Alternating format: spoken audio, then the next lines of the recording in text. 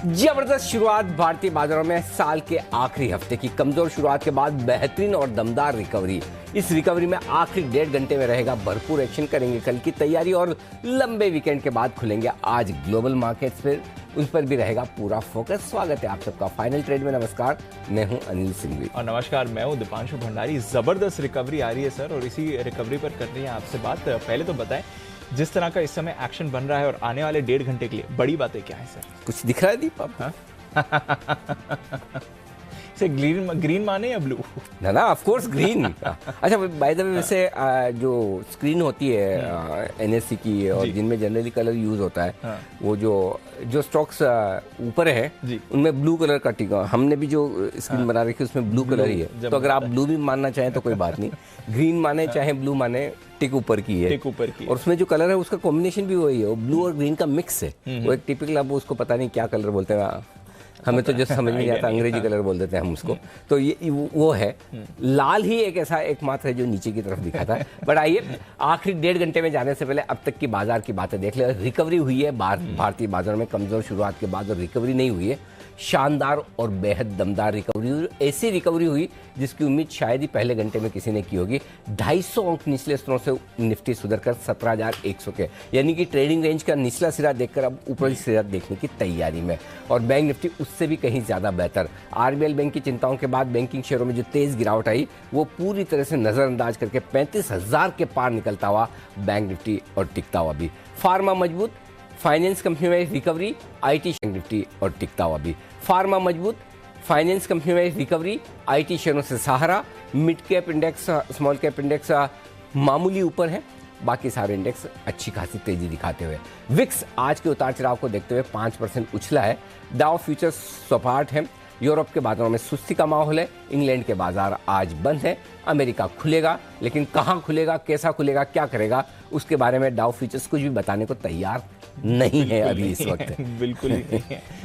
But sir वही बात है, जो शुरुआती 1.5 घंटा था, थोड़ा मूड माहौल काफी बिगड़ा हुआ था और बैंक्स में स्पेशली पिटाई थी, और जो आखिरी 1.5 घंटा रहा है अभी तक का, जबरदस्त बाजार का मूड माहौल बदला है। कोई स्पेशल फैक्टर जिसकी वजह से बाजार मूड माहौल बदलते हुए दिख रहा है, या फिर कहीं ना कहीं एक प्राइस इन करने के बाद हल्के थे बाजार और अब मूव आई? दो चीजें दीप जिसकी वजह से बाजार रिकवर होता हुआ दिख रहा है। पहली चीज तो ये कि आप देखिए ट्रेडिंग रेंज के लोअर एंड पर पहुंचे और आपको करेक्शन एकदम परफेक्ट जगह से मिला, और करेक्शन के बाद रिकवरी भी परफेक्ट जगह से आती हुई दिखी।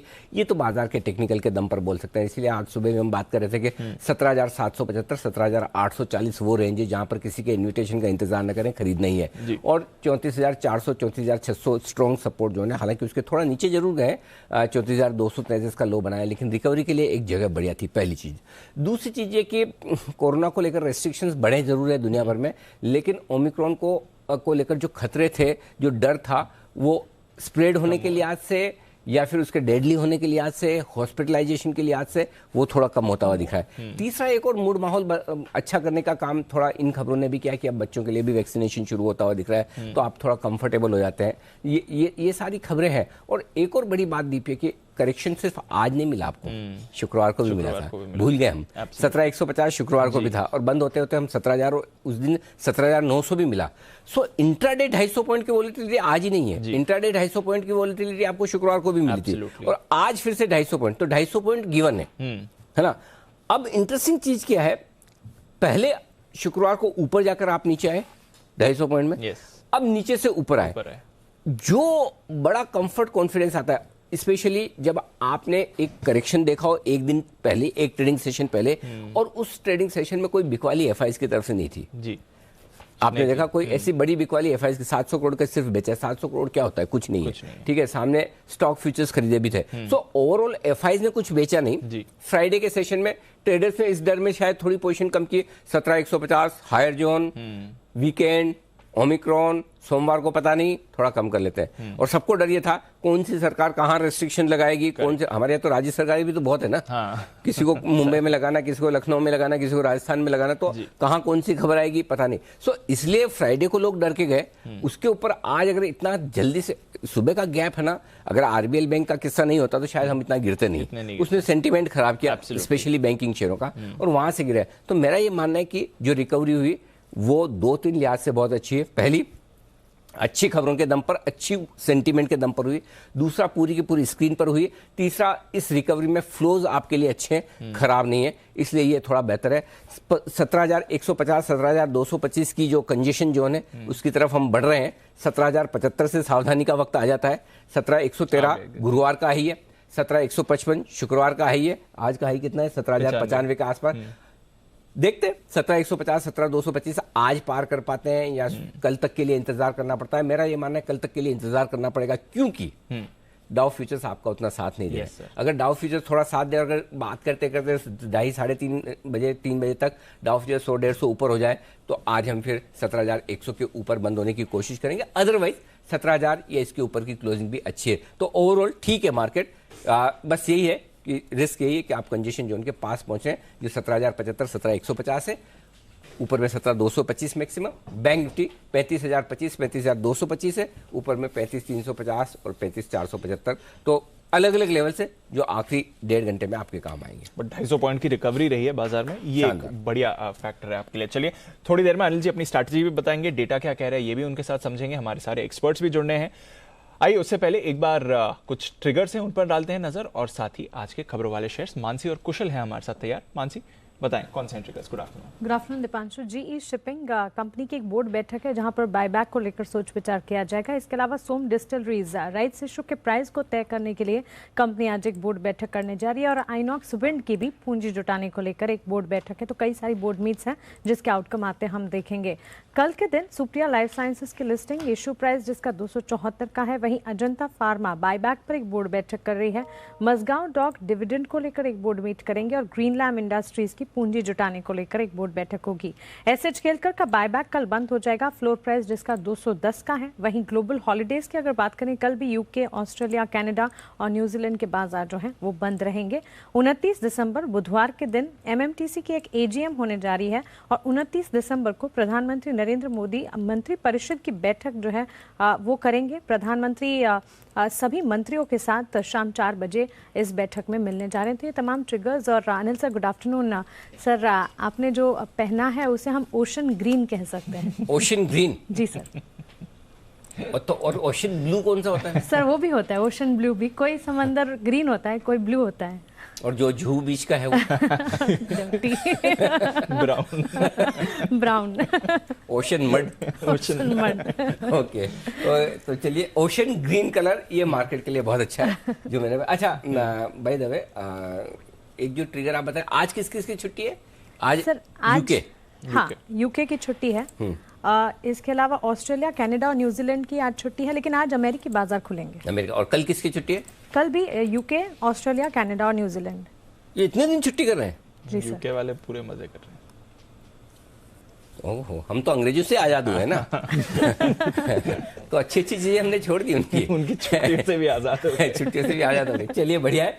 तो हम पूरी तरह से एक्शन में है, भरपूर एक्शन में है, और इसी एक्शन में ढेर सारी खबरें भी आई है जो बता रहे हैं कुशल बताइए बाजार खुलने के बाद की खबरें कितनी? 3 4 5 कितनी? हाँ 5-6 खबरें हैं। ढेर सारी, वही ढेर है इनका आज। But focus definitely RBL bank पर है अनिल सर, और इस पर पर्टिकुलरली आरबीआई का बयान आता हुआ दिखा है, और बैंक के पास पर्याप्त मात्रा में पूंजी है ऐसा वो बता रहे हैं। साथ ही डिपॉजिटर्स को चिंता करने की कोई भी जरूरत नहीं है। ये एक इंपॉर्टेंट स्टेटमेंट आरबीएल बैंक को लेकर आरबीआई की तरफ से आता हुआ दिखा है। बैंक की वित्तीय स्थिति भी मजबूत है ऐसा वो कह रहे हैं, और साथ ही रेगुलेटरी और सुपरवाइजिंग मामलों के लिए जरूरत पड़ने पर आगे नियुक्ति हो सकती है। तो यहाँ पर ये बड़े सेट ऑफ स्टेटमेंट जो हैं आते हुए नजर आ रहे हैं। साथ ही फार्मा स्टॉक्स ये फोकस में रहेंगे, क्योंकि सब्जेक्ट एक्सपर्ट कमेटी जो है उनकी वर्चुअल बैठक शुरू हो चुकी है 1:30 बजे, और यहाँ पर जो कोविड पिल्स हैं उसको लेकर ये इंपॉर्टेंट बैठक है, जिसमें सीरम की कोवोवैक्स और साथ ही बायोलॉजिकल ई की कॉर्बेवैक्स को लेकर ये जो आपात इमरजेंसी यूज के लिए हो सकता है कि अप्रूवल मिलता हुआ नजर आए, तो इस पर चर्चाएं होती हुई दिखेगी। और मर्क की एक एंटीवायरल दवा है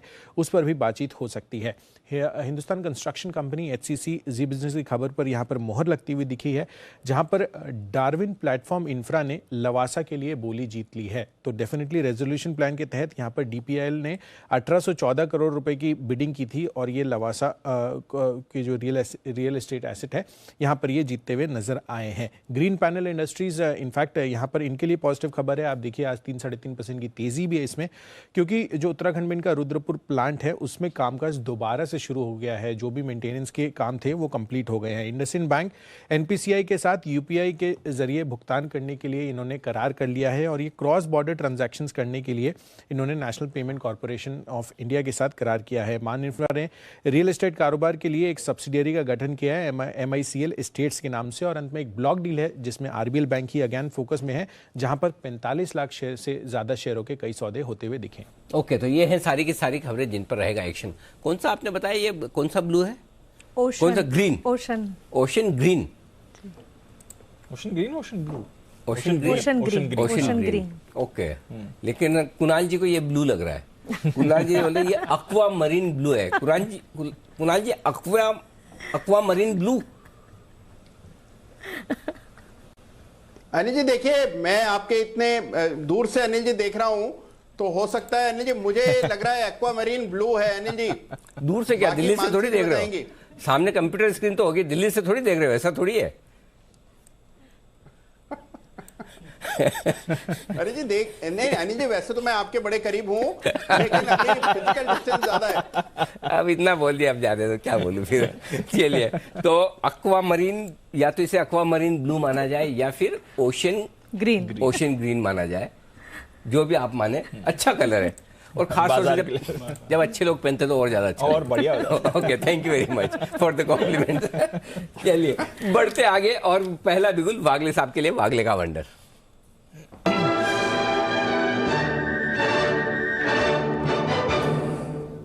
जी वागले साहब बताएं सर। आफ्टरनून अनिल जी, आफ्टरनून। मुझे बाय करना है दीपक नाइट्राइट। पहले तो हमने एक 5-6 रुपए नीचे हमारे क्लाइंट को एक आधे घंटे पहले ये कॉल दिया है, और मुझे लगता है जो मोमेंटम नवीन फ्लोरिन में, Navin Fluorine at the high of the day है, तो ये इसमें भी आएगा। क्लियर कट ब्रेकआउट है 23, 45, 50 ये रेंज में बाय करके चले। आपका स्टॉप लॉस होना चाहिए 2320 के नीचे। मेरा मानना है 2430 तक यहाँ से भी एक लगभग एक 70 रुपए की मूव दे सकता है, और ये टाइम फ्रेम आज और कल के लिए है।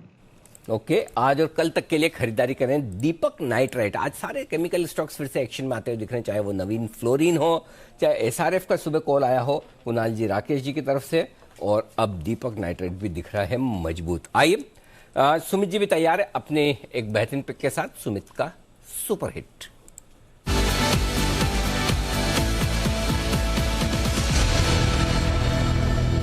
बताएं सुमित जी।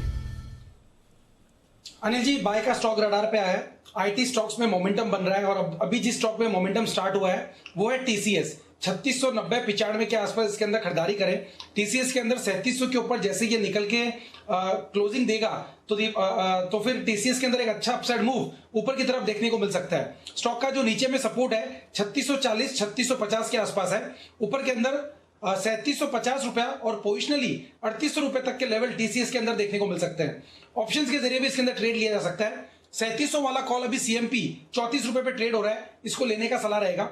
नीचे में 20 रुपए का इसके अंदर स्टॉप लॉस लगाना है। ऊपर में 50 रुपए से लेकर 60 रुपए तक के टारगेट टीसीएस के 3700 के कॉल के अंदर देखने को मिल सकता है, और स्पॉट लेवल के हिसाब से 3750 और 3800 ये लेवल टीसीएस में जल्दी शॉर्ट टर्म में देखने को मिलने चाहिए। ओके, तो ये है आपके लिए राय टीसीएस में खरीदारी करने की। 3700 के आसपास पहुंचता हुआ, और सुबह आज पिक ऑफ द डे के तौर पर संदीप जैन साहब ने भी टीसीएस को पसंद किया था 3670 के लेवल पर, और स्टॉक कमाल करता हुआ दिख रहा है। 30 रुपए की तेजी आज के आज बनती हुई दिख रही है। सबसे बड़ी बात है मजबूती दे रहा है निफ्टी को भी। आइए निफ्टी की चाल पर एक बार राय ली जाए। 17,000 के पार फिर से निकलता हुआ करेक्शन के बाद आशु सर हमारे साथ है। आशु सर, पहले तो बाजार पर व्यू, और अगर लगता है आपको कोई स्प्रेड देना तो वो भी बताएं sir. Yes Anil ji, spread देना है। अनिल जी, बाजार पे व्यू स्टेबल है।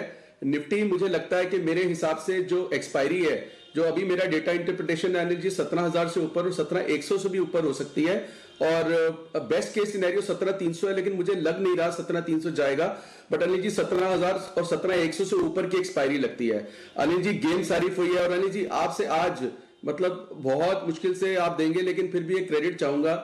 महीने 1.5 महीने काफी टाइम से लगा हुआ था अनिल जी, आरबीएल, इंडस, सारे बैंक से बच के रहे, दूर रहे, और बैंक निफ्टी के बारे में, और देख लीजिए अनिल जी क्या हुआ आज भी। तो अनिल जी ये आपको कभी पैसे नहीं देके जाएंगे, आपको 9 आउट ऑफ 10 टाइम्स या 8 आउट ऑफ 10 टाइम्स धोखा होगा। इसीलिए मैं बार बार ये डिसिप्लिन रखता हूं, और डिसिप्लिन अनिल जी हमेशा लेके पेशेंस रखने का नहीं होता, दूर से देखने का और ना लेने का भी होता है। तो Anil ji patience pays at times by not doing anything और not holding on to particular stocks. Having said that Anil ji, अभी भी क्या है कि अनिल जी आईटी और फार्मा को छोड़ के बाकी सारे सेक्टर्स वीक हैं और एक्सपायरी प्रेशर रहेगा। जो हमने एक्सपायरी अलर्ट में फ्राइडे को भी बात की, उसमें भी अनिल जी मेरे 80% स्टॉक्स फाइनेंशियल ही थे। बट होता क्या है लीजिए, मेरे पास आरबीएल है, इंडस है, कुछ और बैंक है, और मैं फिर गुस्से में बैंक निफ्टी शॉर्ट कर देता हूं या निफ्टी शॉर्ट कर देता हूं। तो प्रिसाइसली मार्केट में वीकनेस 70% सेक्टर्स में स्टॉक्स में वीकनेस रहेगी, लेकिन इंडेक्स होल्ड रहेगा। उसका बिल्कुल रीजन यही है कि वो आउट ऑफ फ्रस्ट्रेशन कॉल्स बिकती हैं और कॉल्स में शॉर्ट कवरिंग आती है और फिर वो ऊपर होगा। तो अनिल जी वो मेरी डेटा इंटरप्रिटेशन है। उसके चलते अनिल जी एक स्प्रेड है निफ्टी का, बुल स्प्रेड है, और एक स्टॉक में शॉर्ट कॉल है। तो पहले अनिल जी मैं निफ्टी का बुल स्प्रेड देता हूं। निफ्टी सिंस अनिल जी जो मैंने आपसे व्यू शेयर किया कि मेरे हिसाब से 17,000 17,100 से ऊपर की एक्सपायरी एज ऑफ नाउ जो मेरा डेटा इंटरप्रिटेशन है कहता है, तो 17,000 की Anil ji in the money call लेनी है, जिसका भाव चल रहा है 170-72 रुपए। 170-72 के रेट में 17,000 की इन द मनी लेनी है, और 17,200 की अनिल जी जिसका रेट 65 चल रहा है वो दो बेचनी है। तो अनिल जी 1:2 17,000 17,200 बुल स्प्रेड निफ्टी का। इसका अनिल जी जो कॉस्ट आएगी 40 रुपए।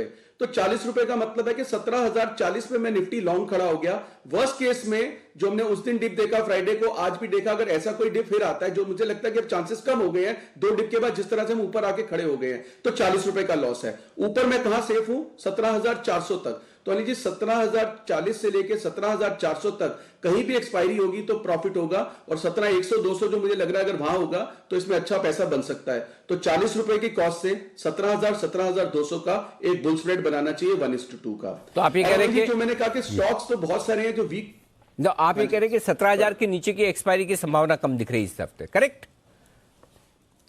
यस एग्जैक्टली अनिल जी, 17,000 से नीचे की एक्सपायरी की संभावना अभी कम दिख रही है। लेकिन अनिल जी मार्केट का कुछ भी हो सकता है, तो उसके लिए बिल्कुल अलर्ट रहना चाहिए, और वो मतलब हेजिंग के 40 रुपए से ज्यादा मेरे को नुकसान नहीं होना चाहिए अगर कुछ ऊंच नीच मार्केट में हो जाए। और दूसरी चीज अनिल जी जो मैंने कहा कि स्टॉक्स में अभी भी बहुत सारी वीकनेस है, लेकिन स्ट्रेंथ है जो फार्मा में और आईटी में। और I think IT since morning बहुत सारे एनालिस्ट ने कवर किया, और कहीं भी अनिल जी अगर 17,000 से ऊपर की एक्सपायरी है तो कोई ना कोई चीज तो लेके जाएगी। तो I think these are the two sectors which are positive. But Anil ji stock specific जो मुझे लग रहा है बहुत सारे स्टॉक्स ऐसे हैं जो नीचे जा सकते हैं, और कुछ का हमने डिस्कस किया भी अनिल जी, फाइनेंशियल्स का और बाकियों का। एक और स्टॉक है अनिल जी जो मेरे शॉर्ट कॉल है, वो है कोल इंडिया। कोल इंडिया का अनिल जी अभी 146 का रेट चल रहा है फ्यूचर का। मुझे लगता है कि अनिल जी कोल इंडिया में शॉर्ट पोजीशन बनानी चाहिए, सिर्फ 3 रुपए के स्टॉप लॉस से। 149 146 का फ्यूचर का रेट है, 149 सिर्फ 3 रुपए के स्टॉप लॉस से कोल इंडिया में फ्यूचर बनानी चाहिए। मुझे लगता है 140 से नीचे तक की भी एक्सपायरी होने के चांसेस हैं। तो अनिल जी एक रिस्क रिवॉर्ड अच्छा फेवरेबल है, और लॉन्ग शॉर्ट का मिक्सचर है। वीक स्टॉक्स को शॉर्ट रखना चाहिए, स्ट्रॉन्ग को लॉन्ग रखना चाहिए। अगर आप टीसीएस लेते हैं तो कोई निफ्टी का कंपोनेंट जो बाकी सब हैं उनमें शॉर्ट कर। तो अनिल जी ये बड़ा अच्छा मार्केट है अगले 4 दिन के लिए लॉन्ग शॉर्ट मिक्सचर का, और वीक स्टॉक्स को जरूर शॉर्ट रखना चाहिए जिनमें एक्सपायरी प्रेशर आ सकता है जो हमने डिस्कस किया है, और स्ट्रॉन्ग को लॉन्ग रखना चाहिए, और इंडेक्स में पॉजिटिविटी लगती है।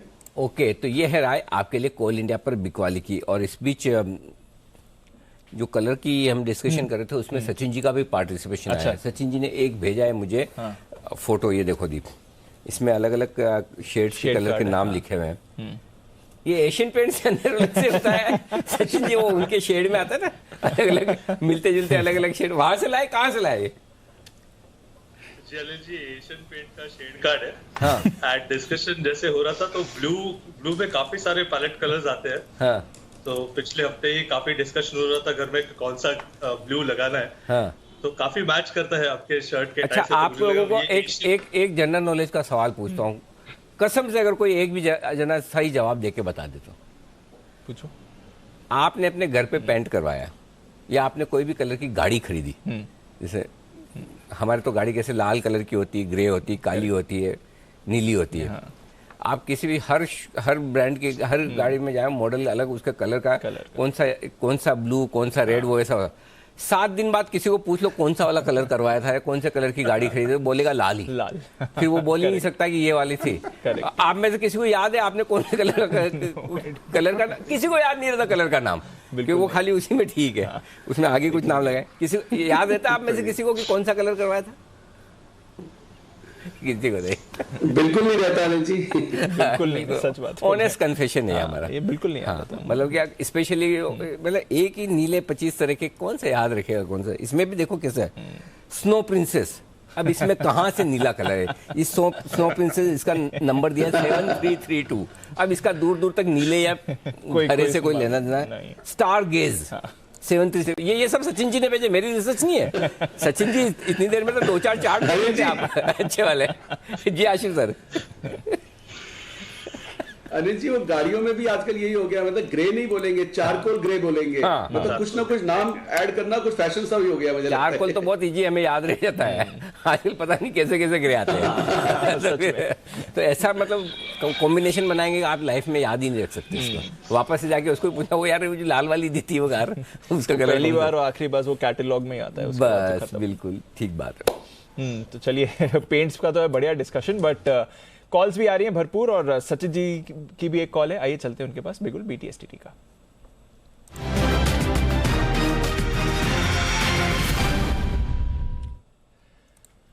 बताएं sir. Good afternoon Deepanshu, good afternoon Anil ji. Anil ji, यहाँ पर SBI लाइफ के बारे में हमने शुक्रवार को बात की थी, वहाँ पर एक ट्रेड सेटअप डिस्कस किया था। उसके टारगेट्स 1165 के अचीव हुए हैं, बट जिस तरीके से ये रिबाउंड हुआ है फ्राइडे के सत्र में, जो एक फ्लोर इसने कंफर्म की है, तो लग रहा है कि ऊपर का जो रेंज है, upper side of the range, जो लगभग अराउंड 1205 के आसपास प्लेस्ड है, मुझे लग रहा है वो पर्टिकुलर रेंज रिविजिट होना चाहिए। तो अभी भी यहाँ पर SBI लाइफ में फ्रेश खरीदारी करने की मैं सलाह दे रहा हूँ। स्टॉप लॉस आपको लगाना है यहाँ से अराउंड 1142 का, एंड पहला टारगेट होगा अराउंड 1205 का। इन केस अगर ये रेंज ब्रेकआउट हो जाता है तो मुझे लग रहा है एक अगली एक्सपायरी काफी इंटरेस्टिंग हो सकती है इस पर्टिकुलर काउंटर के लिए। एंड जिस तरीके से कोट्स यहाँ पर नजर आ रहे हैं, लगभग अराउंड 1240-1245 तक मूव एक्सटेंड हो सकती है। तो खरीदारी करनी है SBI लाइफ के फ्यूचर में, स्टॉप लॉस लगाना है 1142 पे, एंड टारगेट होगा 1 से 2 दिनों के लिए अराउंड 1205 का। ओके, तो 1205 के टारगेट के लिए खरीदारी करें। SBI लाइफ 1142 का आपका होगा स्टॉप लॉस। ये है सचिन जी की राय इस समय। स्टॉक स्पेसिफिक एक्शन है भरपूर, और जिस तरह से हम देख रहे हैं रोज एक नई लिस्टिंग हो रही है, रोज एक नई एंकर बुक का जो लॉक इन होता है, 1 महीने का पीरियड होता है जहां पर एंकर निवेशक को अपनी होल्डिंग रखनी होती है कंपनी में, वो भी खत्म होते हुए दिख रहा है। और आज बारी है गो फैशन की। जबरदस्त रिस्पॉन्स मिला था इस IPO को, पर आज एंकर बुक खत्म होने के बाद स्टॉक में आप देख रहे हैं सुस्ती है। तो एक बार समझ लेते हैं किस तरह की इनकी एंकर बुक बनी थी, कैसी हुई थी लिस्टिंग, और क्या यहां पर मुनाफा वसूली आ रही है या नहीं। कुशल है हमारे साथ तैयार बताने के लिए। कुशल, दीजिए इस पर सारी डिटेल्स।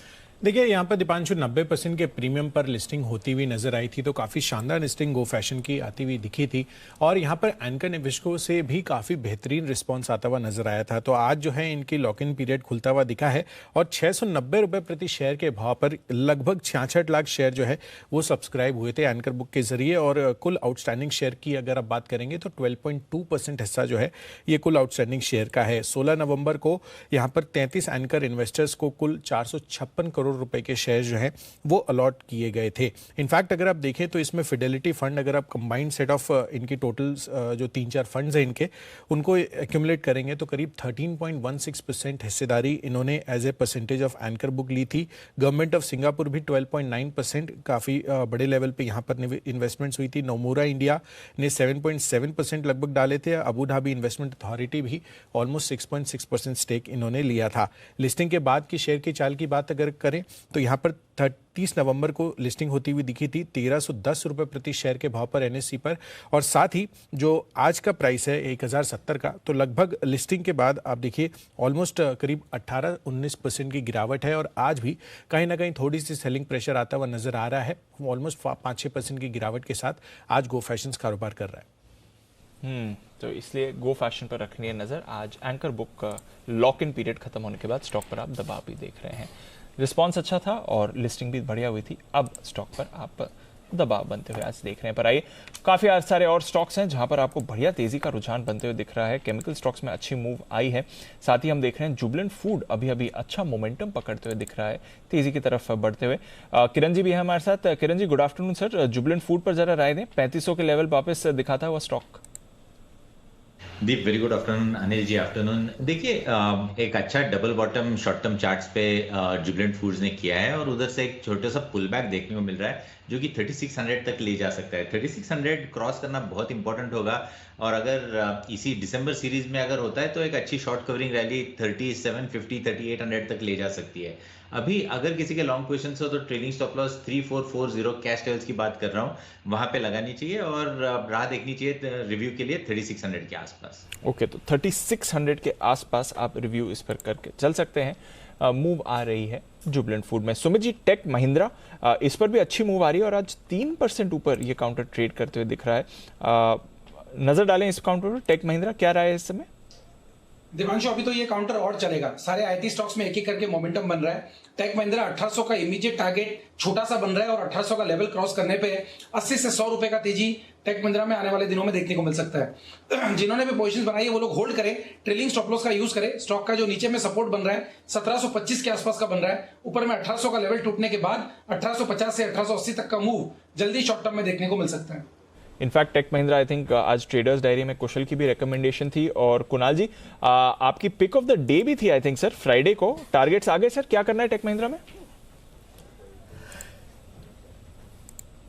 बिल्कुल सही कह रहे हैं दीपांशु, शुक्रवार को मैंने इसको पिक ऑफ द डे दिया था और बहुत जबरदस्त अपमूव में स्टॉक है और मुझे लगता है और ऊपर के लेवल्स आएंगे तो जैसे सुमित ने कहा, मुझे लगता है बिल्कुल होल्ड करके चलना चाहिए और ऊपर के लेवल्स आएंगे। अब एक संशोधित स्टॉप लॉस रख लें 1750 पर, मुझे लगता है 1850 तक के लेवल्स आपको आते हुए दिखेंगे, होल्ड करने की राय। तो ये है आपके लिए टेक महिंद्रा होल्ड करने की राय। एक भूला भटका स्टॉक जो आज आपको अच्छी मूव दिखा रहा है और वो है स्ट्राइड्स। अच्छी खरीदारी के साथ ट्रेड हो रहा है स्ट्राइड्स में। सचिन जी, बाउंस बैक की तरह देखें या फिर थोड़ा कॉन्फिडेंस बनता है स्ट्राइड्स की आज की मूव में? दीपांशु, ओवरऑल तो बाउंस बैक की तरह ही देखना चाहिए बिकॉज जिस तरीके से इसने अपने शॉर्ट टर्म एवरेजेस के नीचे ही रुझान रखा हुआ है तो लगभग 20 डे एक्सपोनेंशियल मूविंग एवरेज के ऊपर जब तक एक कॉन्फिडेंट क्लोजिंग नहीं एस्टैब्लिश होती, एक रेंज ब्रेकआउट नहीं होता, तो मुझे लग रहा है तब तक थोड़ा सा कंटिन्यूड लॉन्ग्स यहाँ पर डिप्लॉय नहीं करने चाहिए। फिलहाल तो बाउंस बैक मुझे लग रहा है लगभग अराउंड 455 458 के जोन में फिजल आउट होना चाहिए, तो स्टॉप लॉस आपको लगाना चाहिए अराउंड 432 पे एंड पोजीशन को मेंटेन करना चाहिए, रिव्यू करनी है पोजीशन अराउंड 455 के जोन में। तो ये है आपके लिए राय इस समय स्ट्राइड्स पर। आरबीएल बैंक, अच्छी रिकवरी हुई थी आरबीआई की तरफ से। आपको थोड़ी क्लैरिफिकेशन अभी आते हुए दिखाया जस्टिफिकेशन की क्यों आरबीआई ने किया और बैंक पर भी आरबीआई ने कॉन्फिडेंस जताया है, बट रिकवरी के बाद वापस गिर रहा है ये स्टॉक का। आशु सर, आपसे राय लेनी थी। इंट्राडे में तो 25% गिरा था, अभी थोड़ी रिकवरी है बट अभी भी 17% नीचे। क्या राय बनती है आरबीएल के चार्ट पर इस समय और वापस कौन से लेवल्स इंपॉर्टेंट रहेंगे इस पर? दीपांशु, मेरे हिसाब से ये ऑब्वियसली जब सुबह सारे नीचे खुले थे और नीचे हैं भी काफी, तब जब क्लाइंट से पूछा था तो मेरा सिंपल आंसर था कि अब बेचने वाला भाव नहीं है। दीपांशु, वो जो आपने कई बार ये आप बहुत यूज करते हो कि buy on rumours and sell on news, तो ये रिवर्स भी है, sell on rumours and buy on news. तो ये अब नीचे के भाव पे मतलब ऑब्वियसली किसी ने शॉर्ट तो नहीं किया होगा दीपांशु, टू बी ऑनेस्ट, जितना मर्जी बोलो, मतलब अगर 53 रुपए का आईडीएफसी बैंक हो या बंधन हो 300 पौने 200 का, जितना मर्जी मैं बोलूं, दीपांशु शॉर्ट नहीं होता। अपना पर्पज ये होता है कि कोई नई लेन से दूर रहे, नॉइस को इग्नोर करे, बट वो होता नहीं है। तो अब इस डिप पे दीपांशु नहीं बेचना, मतलब अभी ये जो अब ये बेचने के भाव नहीं है, चाहे आरबीएल हो, चाहे बंधन हो, चाहे ये नीचे के बैंक हो। मतलब मैं ऑब्वियसली डिसिप्लिन दीपांशु अगर फॉलो करना होता है तो पूरी तरह करना होता है, तो मैं तो इनको नहीं लूंगा और ना ही मैं रिकमेंड करता हूं इनको लेने के लिए। बट यस, डेफिनेटली ये मैं स्ट्रांगली जरूर बोल सकता हूं कि इस नीचे के डिप पे इन बैंक्स को शॉर्ट नहीं करना। अगर आपके पास है तो अब आप फंस चुके हैं, या तो कॉल्स के जरिए वो करें और या फिर वेट करें कि और एक आध महीने में जब थोड़ा सा सेम्बलेंस आएगी तो ये वापस आ सकते हैं। तो I think that is the only way out. और दीपांशु, एक और स्टॉक के बारे में बात करूंगा, आईबोल हाउसिंग के सबने बात करनी बंद कर दी है क्योंकि वो नीचे आया हुआ है, लेकिन बहुत इंपॉर्टेंट है क्योंकि इस एक्सपायरी में वो भी जो भी मुझे ध्यान आया जब sell on rumours buy on news है, आईबोल में कोई खराबी नहीं हुई है। इसमें क्या हुआ, sell on rumour buy on news की जगह buy on rumour sell on news की जगह बहुत ज्यादा बाइंग ऑन न्यूज हो गई थी, तो उस चलते ये डिप्रेस्ड है। तो इसमें इस एक्सपायरी में तो कॉल्स बेच के भी आप थोड़ा सा डैमेज कंट्रोल कर सकते हैं, but I think one should hold this stock. अभी कुछ कर नहीं सकते, जो नहीं निकल पाया वो नहीं निकल पाया और ट्रैप है, और हो सकता है ये जी जिसमें भी एक न्यूज आई थी उसमें तो खैर इतनी बाइंग यूफोरिया नहीं बना था, शायद लोएस्ट ऑफ द एक्सपायरी बंद हो या इसके आसपास नीचे ही बंद हो, तो इसमें अभी इमीडिएटली कोई होप नहीं रखनी चाहिए। बट डेफिनेटली अगर किसी के पास स्टॉक है तो होल्ड करना चाहिए और रोल ओवर करे और अगली बार अगला कॉल बेचे। I think that is the only way to damage control the damage. तो ये है आपके लिए राय Indiabulls housing and of course RBL bank का।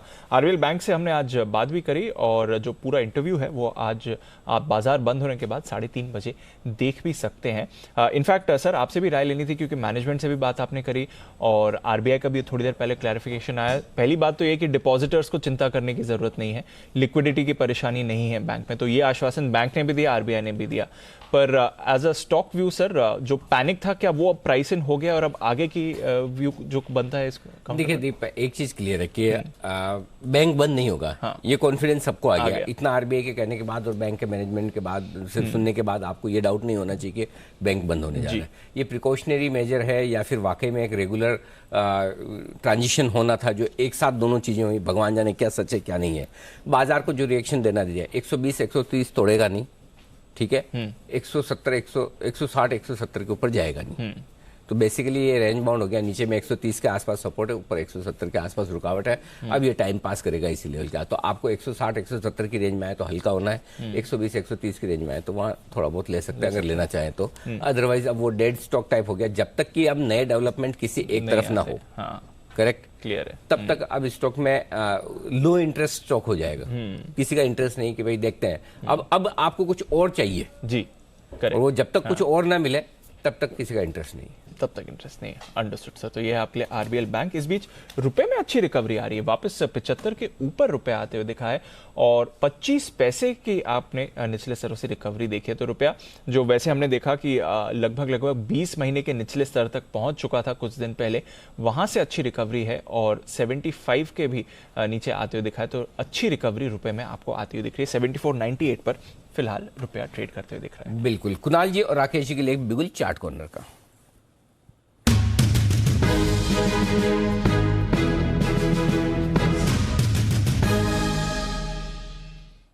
बताएं सर।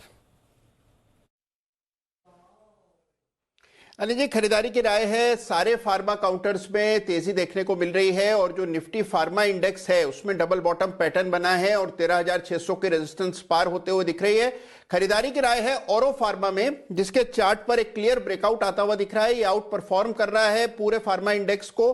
तो मौजूदा स्तरों पर औरो फार्मा खरीद करके चलें। यहां पर 712 रुपए पर 712 पर स्टॉप लॉस रखना है। पहला टारगेट होगा 742 रुपए का और इवेंचुअल टारगेट 760 रुपए का। औरो फार्मा में खरीदारी कराए। औरो फार्मा जब ब्रेकआउट देता तभी सबसे ज्यादा डर लगता है मेरे को कि बस यही बचा था फार्मा में ब्रेकआउट देने के लिए। लेकिन कुणाल जी ने सही वक्त पर पकड़ा है। मेरे ख्याल से 2-3 दिन पहले भी 720-25 के आसपास से ही घुमा था। अब यहां से उस लेवल को पार करके ऊपर जाने को है तैयार। चलिए खरीदारी करें 712 के स्ट्रिक्ट स्टॉप लॉस के साथ, 742 और 760 के टारगेट के लिए तैयार है। हमारे साथ है इस वक्त सेठी साहब, उसके बाद 2:30 बजे की स्ट्रेटजी। तो पहले बिल्कुल सेठी साहब की सदावार सेठी साहब की शॉर्ट टर्म पिक्स।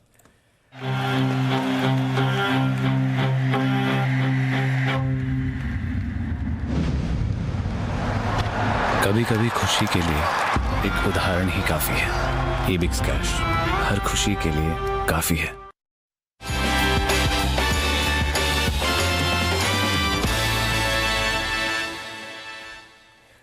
सेठी साहब सुस्वागतम। बताएं सर क्या इरादा है? Good afternoon Anil ji, good afternoon Deepanshu. 2 cash market के स्टॉक्स में खरीदारी करने की सलाह। हो जाओ शुरू सर, पहला वाला। बिल्कुल अनिल जी, जो पहला स्टॉक है, स्टॉक का नाम है डेटामेटिक, जो कि अभी 289 के लेवल पे ट्रेड कर रहा है। ये company machine learning, artificial intelligence और रोबोटिक्स बेस्ड आईटी और बीपीओ सर्विसेज और डेटा मैनेजमेंट के कारोबार में है। ट्रिमेंडस अपॉर्चुनिटी है इस कारोबार में और कंपनी इंटरनेशनली प्रेजेंट है। करीबन 6 देशों में कंपनी का काम होता है, जिसमें अमेरिका है, ऑस्ट्रेलिया, यूरोप और बाकी फंडामेंटली एक सॉलिड कंपनी है। और सितंबर क्वार्टर के नतीजे बहुत ही अच्छे थे। 34 करोड़ का पैट था, जो कि पिछले साल सितंबर क्वार्टर में सिर्फ 16 करोड़ का पैट था। प्रोमोटर्स की अच्छी खासी 74.3% की हिस्सेदारी है, कोई भी प्लेज नहीं है और वैल्यूएशन के लिहाज से तो बहुत ही सस्ता है। 14 के मल्टीपल पे ये स्टॉक ट्रेड करता है। जबकि इस तरह की कंपनियां 36-40 के मल्टीपल पे ट्रेड करती है। तो हम बुलिश ऑन द स्टॉक, मुझे लगता है 289-90 इन लेवल्स पे खरीदे। 310 का शॉर्ट टर्म का टारगेट है, 280 का स्टॉप लॉस रखें। ओके, तो ये है आपके लिए 280 के स्टॉप लॉस के साथ डेटा मेट्रिक्स में करें खरीदारी, राय सेठी साहब की तरफ से आती हुई। सेठी साहब दूसरा स्टॉक भी बताएं सर। दूसरा स्टॉक अनिल जी मेरे पसंदीदा सेक्टर से है, टेक्सटाइल का सेक्टर। स्टॉक का नाम है एसपी अपैरल, जो SPAL सिंबल है इसका NSE में। अभी 413 के लेवल पे ये स्टॉक ट्रेड कर रहा है। ये कंपनी एक लीडिंग मैन्युफैक्चरर और एक्सपोर्टर है निटेड गारमेंट्स की। बाकी इनके पास भारत में क्रोकोडाइल ब्रांड के लिए एक्सक्लूसिव राइट्स है। क्रोकोडाइल जो एक पॉपुलर ब्रांड है रेडीमेड गारमेंट्स में, टी-शर्ट्स वगैरह, और इनका खुद का भी एक ब्रांड है नटालिया करके। बाकी 70% रेवेन्यूज इनके एक्सपोर्ट से आते हैं, 26 मैन्युफैक्चरिंग फैसिलिटीज। और टेक्सटाइल सेक्टर पे मैं बुलिश रहा हूँ। मेरा मानना है जिस तरह से इंटरनेशनल ब्रांड सब चाइना +1 की स्ट्रेटजी अडॉप्ट कर रहे हैं, फिर सरकार ने PLI स्कीम दी है, फिर रुपये में जो गिरावट आई है उसका फायदा एक्सपोर्ट ओरिएंटेड सेक्टर को होना है। तो इन सब का फायदा देखने को मिलेगा। सितंबर क्वार्टर भी बहुत अच्छा था, 23 करोड़ का पैट था, जो कि जून क्वार्टर के 11 करोड़ के सामने बहुत ही अच्छा था। डेट इक्विटी रेशियो 0.33, जो लगातार कंपनी कम कर रही है। और बाकी DIIs भी अराउंड 14.79% स्टेक ओन करते हैं, जिसमें DSP है, UTI है, ICICI Pru है। तो हम बुलिश ऑन द स्टॉक, मुझे लगता है इस स्टॉक को करंट लेवल्स पे खरीदे। 430 का टारगेट है और 400 रुपए का स्टॉप लॉस। ओके, 400 रुपए के स्टॉप लॉस के साथ 430 के टारगेट के लिए। और ये स्टॉक हमने मई में SIP स्टॉक के तौर पर कब किया था? 12 मई को 185 के लेवल पर। 185 टारगेट मत पूछना, टारगेट हमने बहुत छोटा दिया, शर्म आ रही है। 250 की था, 250 का। हाँ, तब तो ऐसा लग नहीं रहा था, अब तो दुगने से ज्यादा हो गया, डबल से अब कॉलर ऊंचा भी नहीं कर सकते कि हमने तो बोला था। देखो पर हमने एटलीस्ट रिकमेंड किया था। और बहुत सारे स्टॉक्स टेक्सटाइल में तो हार्डली कोई बचे जो नहीं किए हो। गोकुलदास से लेकर SP apparels, Century, Arvind fashions, Siyaram भी दुगने से ज्यादा हो गया। चलिए बढ़िया, टेक्सटाइल स्टॉक तो जबरदस्त सेक्शन में सेठी साहब ने लगातार रिकमेंड किए हैं। जैन साहब की भी रिकमेंडेशन लिस्ट में रहा है SP अपैरल्स। ये है वो दमदार स्टॉक जहां पर खरीदारी करने का है। सेठी साहब है ना आप? कोई FNO वाला नहीं है आज स्टॉक?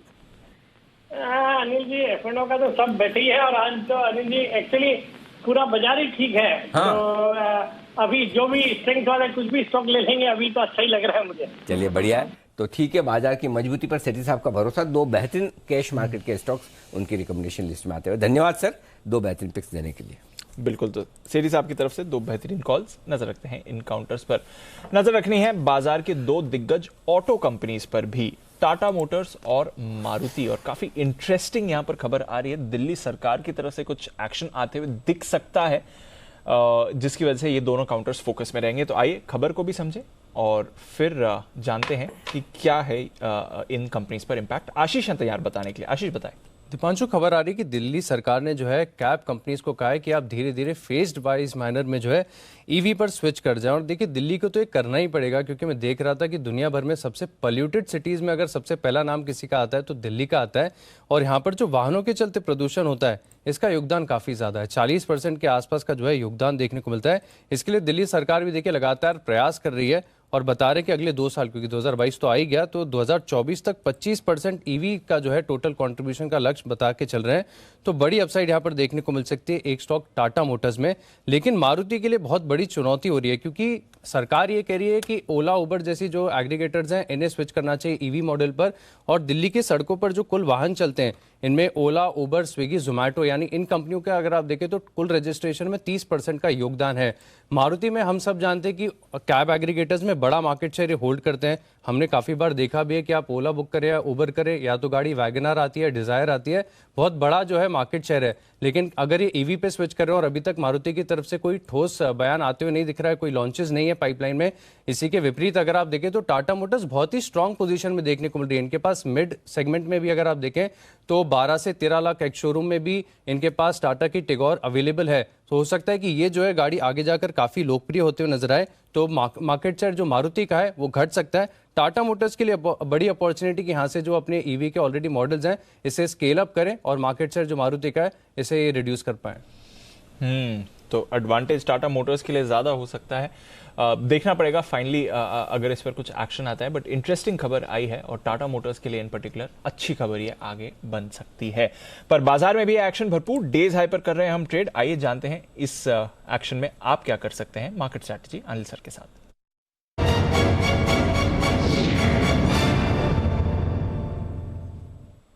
सर सुस्त है डाउ फ्यूचर्स 10 पॉइंट नीचे, नाज़ेक फ्यूचर्स 1/4% ऊपर। यूरोप में यूके तो आज बंद है, बट फ्रांस और जर्मनी हल्की बढ़त दिखा रहे हैं, एकदम सपाट ही आप कह सकते हैं। और जहां तक एशिया का सवाल है, हांगकांग तो आज बंद था, चाइना और जापान में कुछ ज्यादा बड़ा एक्शन आपने देखा नहीं। तो सुस्त है ग्लोबल मार्केट्स, कुछ बड़ा एक्शन, बड़ी मूव्स यहां पर तो नहीं आ रही है। हमें क्या करना है? देखो, जो करना है अमेरिका वालों को करना, जो करना है वो तो या तो खुद अपनी मर्जी से कर ले, नहीं तो जो आजकल ज्यादातर वक्त करते हैं हमें देखकर। हम लीड लेते हैं, उनको नहीं समझ में आता, देख लेते हैं अच्छा इंडिया में क्या हुआ था, अच्छा तेजी हुई थी, चलो हम भी थोड़ी तेजी कर लेते हैं। और करनी भी चाहिए ऐसा कुछ। 3 दिन के बाद जब अमेरिका के बाजार आज लौटेंगे तो उन्हें ऐसा कुछ खराब नहीं दिख रहा, ऐसा कोई अमेरिका में मामला बिगड़ा नहीं है। करेक्ट, कोई ऐसी कोई खराब खबर है। फ्राइडे को तो S&P रिकॉर्ड पर बंद, थर्सडे को तो रिकॉर्ड हाई पर बंद हुआ था, तो क्लोजिंग अच्छी मिली। तो मेरा ये समझना है कि अमेरिका में ठीक ठाक सा ट्रेडिंग सेशन हो सकता है, कोई चिंता की बात है नहीं। खाली एक ही इशू है और डीप वो है कि हम ट्रेडिंग जोन के हायर एंड पर है, तो वहां पर आपके लिए रिस्क रिवॉर्ड रेशियो फ्रेश तेजी के लिए कम सुटेबल हो जाता है, क्योंकि आप इन लेवल पे खरीद कर थोड़ा सा रिस्क में आ जाते हैं। क्यों? तो मेरा ये समझना है अगर आपकी लॉन्ग पोजीशन है तो 17,115 17,150 की रेंज में आए, वहां पर प्रॉफिट बुक करके इंतजार कीजिए। या तो कल आप 17,225 के ऊपर खरीद लेना, या नीचे आए तो 17,025 के आसपास, 17,000 के आसपास खरीद लेना। तो अब यहाँ पे ऊपर में प्रॉफिट बुकिंग करने की जगह बजाय फ्रेश खरीदारी करने की। बैंक निफ्टी भी 35,125 से ऊपर आपके लिए टिकना थोड़ा मुश्किल है। 35,225 35,325 आता है तो बहुत परफेक्ट रेंज है जहां पर प्रॉफिट बुक करना चाहिए। फ्रेश खरीदारी, मैं यहाँ फ्रेश खरीदारी करने की राय नहीं दूंगा। हालांकि आज आप 17,000 के ऊपर बंद होंगे, 35,000 के ऊपर बंद होने की भी संभावना बन रही है, तो उस लिहाज से अच्छा है। फिर भी जहां क्लोजिंग होती है उस हिसाब से 320 पर बताऊंगा, लेकिन फिलहाल इस लेवल पर फ्रेश खरीदारी नहीं करनी है। थोड़ा और ऊपर आए तो प्रॉफिट बुकिंग करनी है। क्लोजिंग कहां हो सकती है वो बता देता हूं।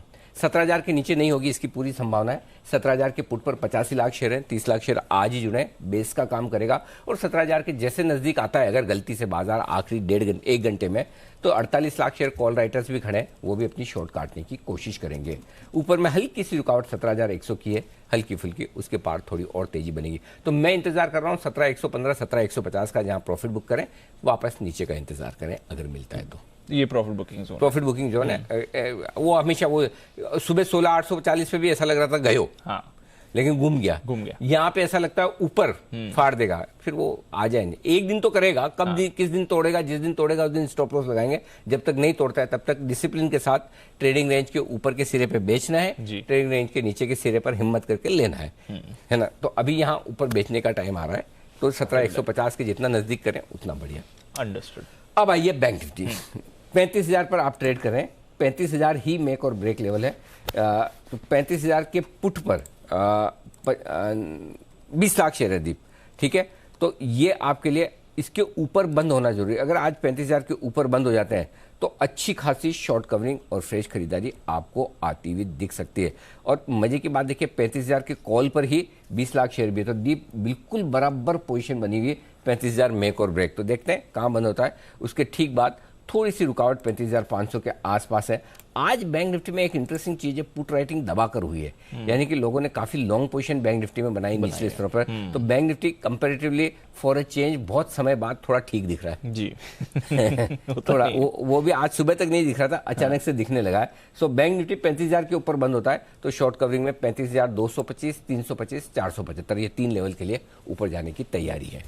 क्लियर है सर। तो चलिए ये हैं आपके लिए सारे लेवल्स जहां पर आपको रखनी है नजर। इस बीच कॉफी काउंटर्स और स्पेशली टाटा कॉफी, इसको जरा पुल अप करिए, यहां पर आपको एक्शन बनते हुए दिख सकता है। कुछ खबरें भी आ रही हैं, कॉफी के फसलों के नुकसान की आशंका यहां पर आपको आती हुई दिख रही है। भारी बारिश की वजह से कॉफी फसल जो ब्राजील में है और स्पेशली ब्राजील के नॉर्थ ईस्ट में है, वहां पर बड़ा डैमेज हो सकता है। तो ऑफकोर्स इसका मतलब यही है कि ब्राजील लार्जेस्ट कॉफी ग्रोअर है, वहां पर डैमेज हुआ तो फिर प्राइसेस इंटरनेशनली ऊपर जाएंगे, क्योंकि सप्लाई कम होगा, और सप्लाई अगर कम होने वाला है तो फिर टाटा कॉफी, CCL प्रोडक्ट्स ऐसी कंपनी बिल्कुल। और वैसे भी कॉफी के दाम लगातार मजबूत होते दिख रहे हैं। मतलब एक ही कमोडिटी है जो सारे कमोडिटी मार्केट में ठंडा होने के बावजूद ये रुक नहीं रहा। कॉफी लगातार हाइस पर हाइस बना रहा है। अब ये न सिर्फ ब्राजील में बल्कि पनामा, एल सल्वाडोर, वो सब उसके आसपास के जो देश है जहाँ से कॉफ़ी एक्सपोर्ट होती है, वहाँ सब पर ये समस्या आ रही है। भारी बारिश है और उस भारी बारिश की वजह से वहाँ की कॉफ़ी की कीमतों, फसलों को नुकसान हो रहा है, उससे कॉफ़ी की कीमतें बढ़ रही हैं, पूरी दुनिया भर में बढ़ रही है। और स्पेशली जो हमारे बाज़ारों में हिंदुस्तान में जो कॉफ़ी उगाने वाली कंपनियां हैं, एक्सपोर्ट करने वाली कंपनियां, उन पर आपको फोकस करना चाहिए। वहाँ पर लगातार कॉफ़ी के दाम भी लाइफ हाई पर हैं और कॉफ़ी के दाम और भी बढ़ते हुए दिख रहे हैं। सुमित जी तैयार है टाटा कॉफ़ी के चार्ट्स देखने के लिए? सुमित जी डालिए नज़र।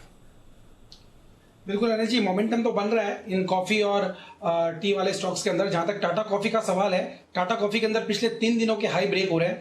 210 के आसपास स्टॉक अभी ट्रेड कर रहा है। स्टॉक के अंदर यहां से मोमेंटम बनना चाहिए। 220 रुपए से लेकर 225 रुपए तक के टारगेट टाटा कॉफी में शॉर्ट टर्म में देखने को मिल सकते हैं। स्टॉक का जो नीचे में सपोर्ट है 199 200 के आसपास है, तो 220 से 225 तक का मूव टाटा कॉफी में इमीडिएटली शॉर्ट टर्म में ट्रेडिंग के लिहाज से देखने को मिल सकता है। ओके, और इस बीच हमारी रिसर्च टीम हमें बता रही कि टाटा कॉफी के पास 30 सितंबर 2021 यानी कि यहाँ से ठीक महीने पहले करीबन 310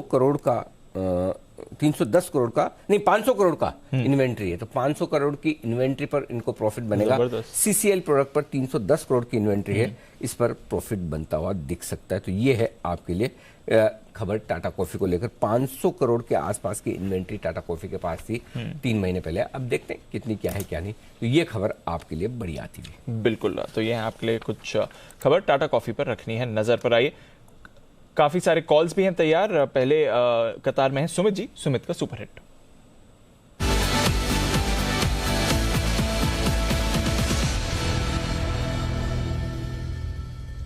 बताएं सर। रडार पे आया है, स्टॉक का भाव अभी चल रहा है 965 968। स्टॉक का नाम है आरती इंडस्ट्रीज। आरती इंडस्ट्रीज में कल का हाई ब्रेक हो रहा है। इनफैक्ट कल का परसों का दोनों का हाई स्टॉक ब्रेक करने आ चुका है। स्टॉक के अंदर मेरे को लग रहा है यहां से मोमेंटम बनना चाहिए।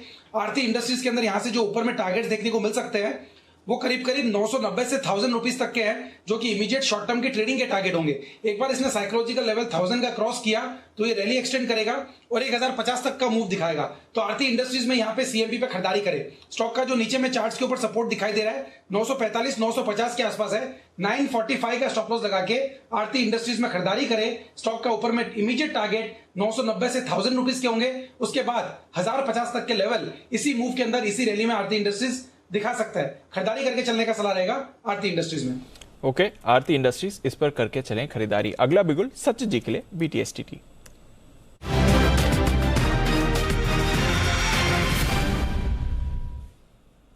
बताएं सर। दीपांशु, यहाँ पर खरीदारी करनी है एलआईसी हाउसिंग फाइनेंस के काउंटर में। मुझे लग रहा है काफी बड़ी शॉर्ट कवरिंग रैली इस पर्टिकुलर स्टॉक में ट्रिगर होनी चाहिए। एक अच्छा रिबाउंड हुआ है फॉलिंग वेज फॉर्मेशन के बेस से, जो लगभग अराउंड 340 के आसपास है। एंड जिस तरीके से ये पर्टिकुलर पैटर्न प्लेस्ड है, मुझे लग रहा है इस पर्टिकुलर पैटर्न का भी ब्रेकआउट जल्दी होना चाहिए अराउंड 385 के ऊपर। तो इनिशियली जो अगले 1 से 2 दिनों के लिए टारगेट होगा वो लगभग अराउंड 374 का होगा। खरीदारी करनी है एलआईसी हाउसिंग फाइनेंस के फ्यूचर्स में, जो लगभग 362 के आसपास है। स्टॉप लॉस आपको लगाना है अराउंड 358 पे। फर्स्ट टारगेट होगा अराउंड 374 का। एंड पोजिशनली मुझे लग रहा है 385 386 के आसपास भी स्विंग कर सकता है अगले कुछ हफ्तों में। तो ये है आपके लिए राय एलआईसी हाउसिंग फाइनेंस में। 358 का स्टॉप लॉस, 374 का पहला टारगेट, 385 का दूसरा टारगेट। करें खरीदारी। राय आती हुई आपके लिए इस वक्त सचिन जी की तरफ से। आइए 2:45 मुलाकात करेंगे वसीम साहब से।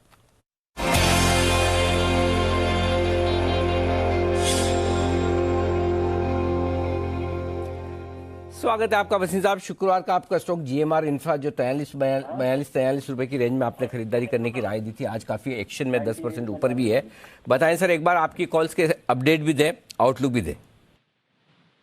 हाँ, गुड मॉर्निंग अनिल जी। तो बिल्कुल जीएमआर फ्लाई कर रहा है और वही बता रहा है कि मार्केट आज एक मिसहैप, और वो भी पार्शियल मिसहैप की वजह से अपने आप को डाइजेस्ट कर गई है। बैंक निफ्टी हैज रिक्लेम 35,000 और अब मुझे यहाँ से बाजार में जो मंदी आनी थी वो आज मेरे हिसाब से इस इवेंट से शायद खत्म हो गई हुई।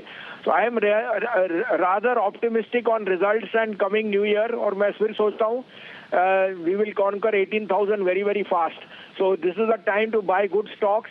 एक आध चीज की जो क्लैरिफिकेशन थी या अनहोनी थी वो ऑलरेडी क्लैरिफाई हो चुकी है। Even RBL has seen huge amount of pent up buying. लोगों को 190 100 में हमने या 185 से भी कहा हुआ है, तो उसमें एक आध इंसिडेंट ऐसा हुआ है, but there is no cause of worry. I think the bank is well capitalised और उसके ऊपर आरबीआई ने क्लैरिफिकेशन दे दी है। इसके अलावा सुबह आपको एलटीटीएस दिया था सर 5300 का, 5445 का टारगेट था, वो हिट हो चुका है और सीमेंस में अभी भी बने रही है।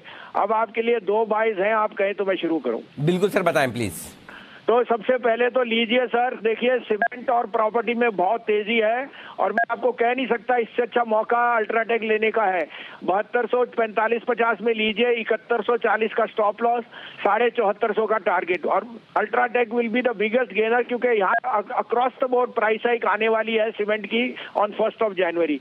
दूसरा बाय है उसी का कॉर्नरी, गोदरेज प्रॉपर्टी मेरा फेवरेट शेयर, उसकी जो सेल्स हो रही है पैन इंडिया बहुत ही स्ट्रांग है, तो 1835-40 में लीजिए, स्टॉप लॉस ऑफ 1790, 1925 का टारगेट। ओके, तो 2 बेहतरीन स्टॉक रियल एस्टेट से डायरेक्टली इनडायरेक्टली जुड़े हुए इन शेयरों में आपको करनी है खरीदारी। अल्ट्राटेक सीमेंट खरीदिएगा 7245, 7250 के आसपास, 7140 का स्टॉप लॉस और 7450 के टारगेट। गोदरेज प्रॉपर्टीज 1835-40 की रेंज में खरीदिए, 1790 का स्टॉप लॉस, 1900 से लेकर 1925 तक के टारगेट के लिए करनी है खरीदारी। तो 2 बेहतरीन बाय कॉल्स आते हुए भसीन साहब की तरफ से धन्यवाद। भसीन साहब, ये 2 बेहतरीन पिक्स हमारे दर्शकों को देने के लिए। कल सुबह आपसे फिर होगी मुलाकात। डे हाई पर पहुंचते हुए बाजार मजबूती के साथ 17,095 का हाई है, अभी ट्रेड कर रहा है निफ्टी 17,085 पर। 35,143 का हाई है और अभी ट्रेड कर रहा है 35,043 पर। तो 100 पॉइंट नीचे अपने टॉप से, 10 पॉइंट नीचे निफ्टी अपने टॉप से आज के सेशन में शानदार खरीदारी होती दिख रही। तैयार है नितिन जी निशाना लगाने के लिए निफ्टी पर?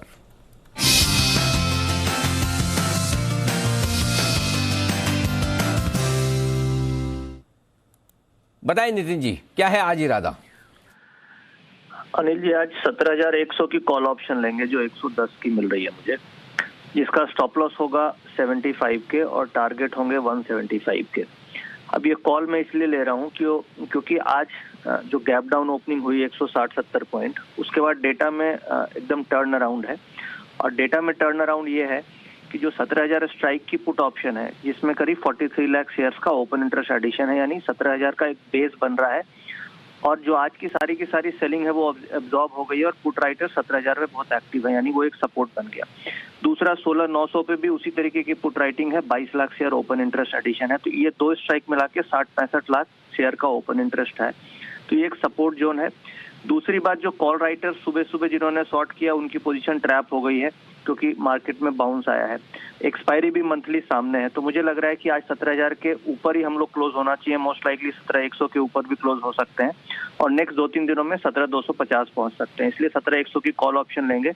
110, 111, 75 का स्टॉप लॉस, टारगेट 185, 190।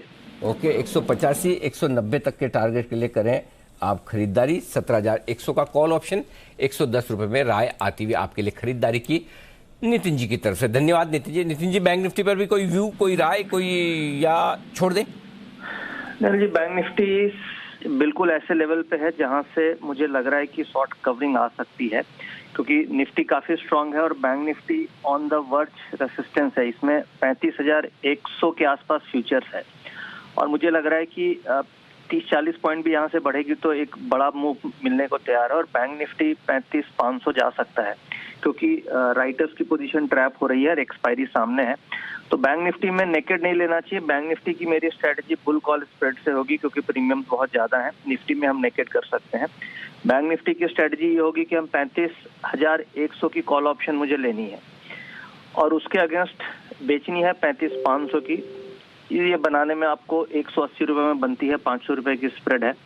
50 रुपए का मैक्सिमम रिस्क लेना है और टारगेट करीब 100 रुपया प्रॉफिट का रखना है। तो 35,100 की लेके 35,500 बेचनी है, 400 रुपया डिफरेंस की स्प्रेड है, 180 में बनानी है, 50 रुपया रिस्क लेना है और 100 रुपया टारगेट रखना है। 35,100 का कॉल ऑप्शन खरीदना है, 35,500 का बेचना है, 100 रुपए में बनेगा, राइट जी? 180 में बनेगा, 180 में बनेगा। 50 रुपया लॉस हो तो एग्जिट कर जाना है और 100 रुपया प्रॉफिट हो तो बुक कर लेना है। ओके, 130 का स्टॉप लॉस, 280 का टारगेट, बराबर, ठीक है। तो ये है नितिन जी की तरफ से निफ्टी और बैंक निफ्टी दोनों में खरीदारी करने का है कि बैंक निफ्टी में स्प्रेड आशु जी स्प्रेड 1:1 ठीक है या नितिन जी को जोश दिला के 1 पे 2 बिकवा दें 35,500 वाला? नहीं अनिल जी 1:1 भी ठीक है। आई थिंक वो जो नितिन जी की कंजर्वेटिव अप्रोच है that is right. Anil ji कभी कभी 1:2 में होता है कि अगर एक कल ही अच्छा मूव आ गया तो 1:2 में पैसे इतने बनते नहीं है जल्दी। तो आई थिंक अगर Nitin is seeing in data के अगर गैप अप हो जाता है तो अच्छा होगा। अनिल जी मैं भी एक कॉल देना चाह रहा था, मैंने आपको भी मैसेज भी किया था और वो आपसे इंस्पायर होके ही था क्योंकि आपने कहा कि आज for a change bank Nifty आपको थोड़ा लिख रहा है। अनिल जी मैंने भी कहा कि लॉन्ग शॉर्ट मिक्स रखना चाहिए इस एक्सपायरी में। तो अनिल जी बैंक निफ्टी में मुझे एक ही स्टॉक जो मैं पिछले 3-4 बार से रिपीट कर चुका हूं, फिर बोल रहा हूं, चाहे वो नई कॉल भी है या जीरो से हीरो कर सकते हैं, वो है Anil ji ICIC bank. ICIC bank की अनिल जी 730 की कॉल 11-12 रुपए की मिल रही है अनिल जी, लेके बैठ जानी चाहिए और अगले 4 दिन के लिए अनिल जी ये जीरो या हीरो मान लें। और अगर बैंक निफ्टी चलना है, निफ्टी में भी चलना है, तो अनिल जी सबसे अच्छा बैंक, मुझे बार बार मैं बोल रहा हूं, in spite of negative in bank Nifty, in spite of negative in many stocks in banking, I am super positive on ICICI bank. That's the only stock I like. और वो अभी भी जिस तरह से नीचे से रिकवर करके आया है तो अनिल जी जो लीड करेगा आईसीआईसी बैंक करेगा। अनिल जी मैं एचडीएफसी बैंक भी इतना पसंद नहीं करता, अंडर परफॉर्मर है, बहुत कंजर्वेटिव बैंक रहा है, लास्ट फ्यू ईयर उसकी कंजर्वेटिज्म ने उसको हेल्प किया है, but going ahead I think conservatism इतनी हेल्प नहीं करेगी। तो ICICI bank is my top pick and probably one of the only pick in banking.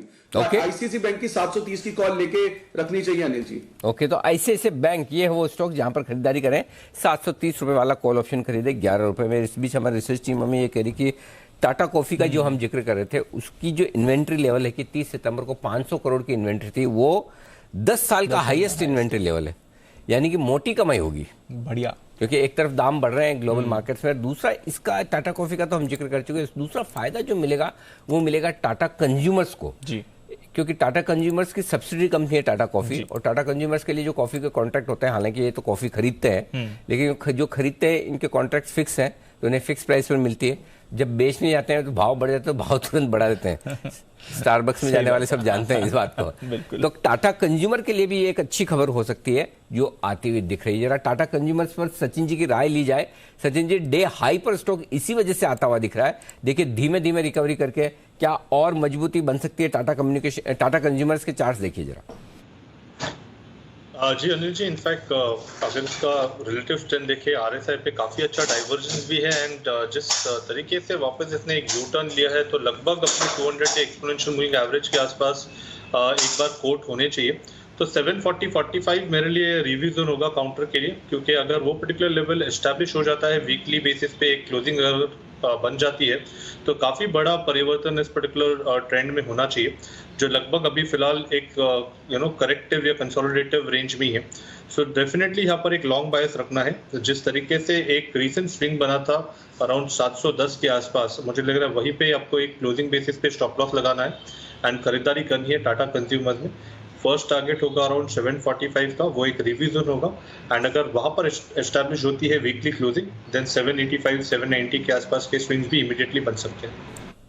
Okay तो ये है आपके लिए टाटा कंज्यूमर पर आए, स्टॉक एक्शन में है और एक्शन भी भरपूर है। 2021 में बाजार में नए इन्वेस्टर्स की एंट्री जबरदस्त होती हुई दिखी है। इसकी पूरी डिटेल्स लेकर कुशल गुप्ता हमारे साथ तैयार है, लेकिन कुशल आपको करना होगा इंतजार। हाँ, क्योंकि सुमित जी के सुपरहिट के सामने बीच में कोई आ नहीं सकता। नहीं बिल्कुल कैश का ऑप्शन।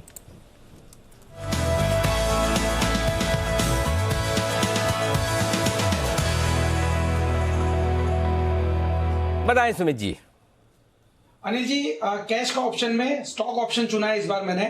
स्टॉक एक ओवरसोल्ड लेवल से बाउंस बैक दिखाने को तैयार है और बैंकिंग स्टॉक है। कोटक बैंक 1775-1777 के आसपास स्टॉक अभी ट्रेड कर रहा है। 1780 का लेवल जैसे ही निकालेगा कोटक बैंक में रिवर्सल के साइन आएंगे और इस बारी कोटक बैंक एक अच्छा मूव ऊपर की तरफ दिखाएगा। मेरे को लग रहा है कोटक बैंक यहां से 1800 से 1850 तक का मूव दिखाएगा।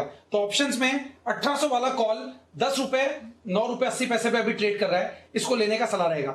कोटक बैंक का नीचे में जो सपोर्ट मेरे को दिखाई दे रहा है 1740 से 1750 के आसपास दिखाई दे रहा है और ऊपर में 1800 का लेवल टूटते ही 1850 तक का मूव देखने को मिल सकता है। तो जो कॉल लेना है वो है 1800 वाला, नीचे के अंदर स्टॉप लॉस लगा है 4 रुपए का, ऊपर में टारगेट बनेगा 17 रुपए से लेके 21 रुपए तक का। कोटक बैंक 1800 का कॉल खरीदारी करे, 4 रुपए का स्टॉप लॉस और ऊपर में 17 से 21 तक के टारगेट देखने को मिल सकते हैं। ओके, तो 1800 रुपए वाला कॉल ऑप्शन खरीदना है आपको यहाँ पर कोटक बैंक का 9 रुपए 80 पैसे में। स्टॉप लॉस लगाइए आप 4 रुपए का, टारगेट रखे 17 रुपए और 21 रुपए के। ये है राय आपके लिए आती हुई कोटक बैंक एक्सपायरी का ऑप्शन, कैश का ऑप्शन माफ कीजिएगा, सुमित जी की तरफ से। हाँ, तो 2021 में नए इन्वेस्टर्स कितने जुड़े, क्यों जुड़े, कैसे जुड़े, ढेर सारी डिटेल्स के साथ कुशल है तैयार। कुशल बताइए। अनिल सर, यहाँ पर जो यंग रिटेल इन्वेस्टर्स है ना, उनका पार्टिसिपेशन 2021 में सबसे ज्यादा होता है। नहीं, तो इसमें रिटेल इन्वेस्टर जुड़े हो तो आपको पता चल जाता है, लेकिन ये यंग है यानी ये कैसे पता चला? यही एक रिपोर्ट, एक रिसर्च आई अच्छा, है। Yes, okay. तो इसके जरिए हमें ये पता चला है कि यहाँ पर जो भी नए सेट ऑफ डीमैट अकाउंट्स खुलते हुए नजर आए हैं 2021 में। अच्छा, आपके हर एक लिंक में ये सेट ऑफ होना जरूरी है? Set of result, set of demat account, set of reports हमेशा होता है? तो ट्रेडमार्क है ना। अच्छा, ओके, आइडेंटिफाइंग। हर लिंक में कुछ ना कुछ सेट जरूर होता है। हाँ, तो ये सेट ऑफ अकाउंट जो खुले हैं इसके बारे में बताइए। यहाँ पर जो अकाउंट्स खुले हैं, सेट ऑफ अकाउंट्स सर आपने बोल दिया पहले ही तो बताइए।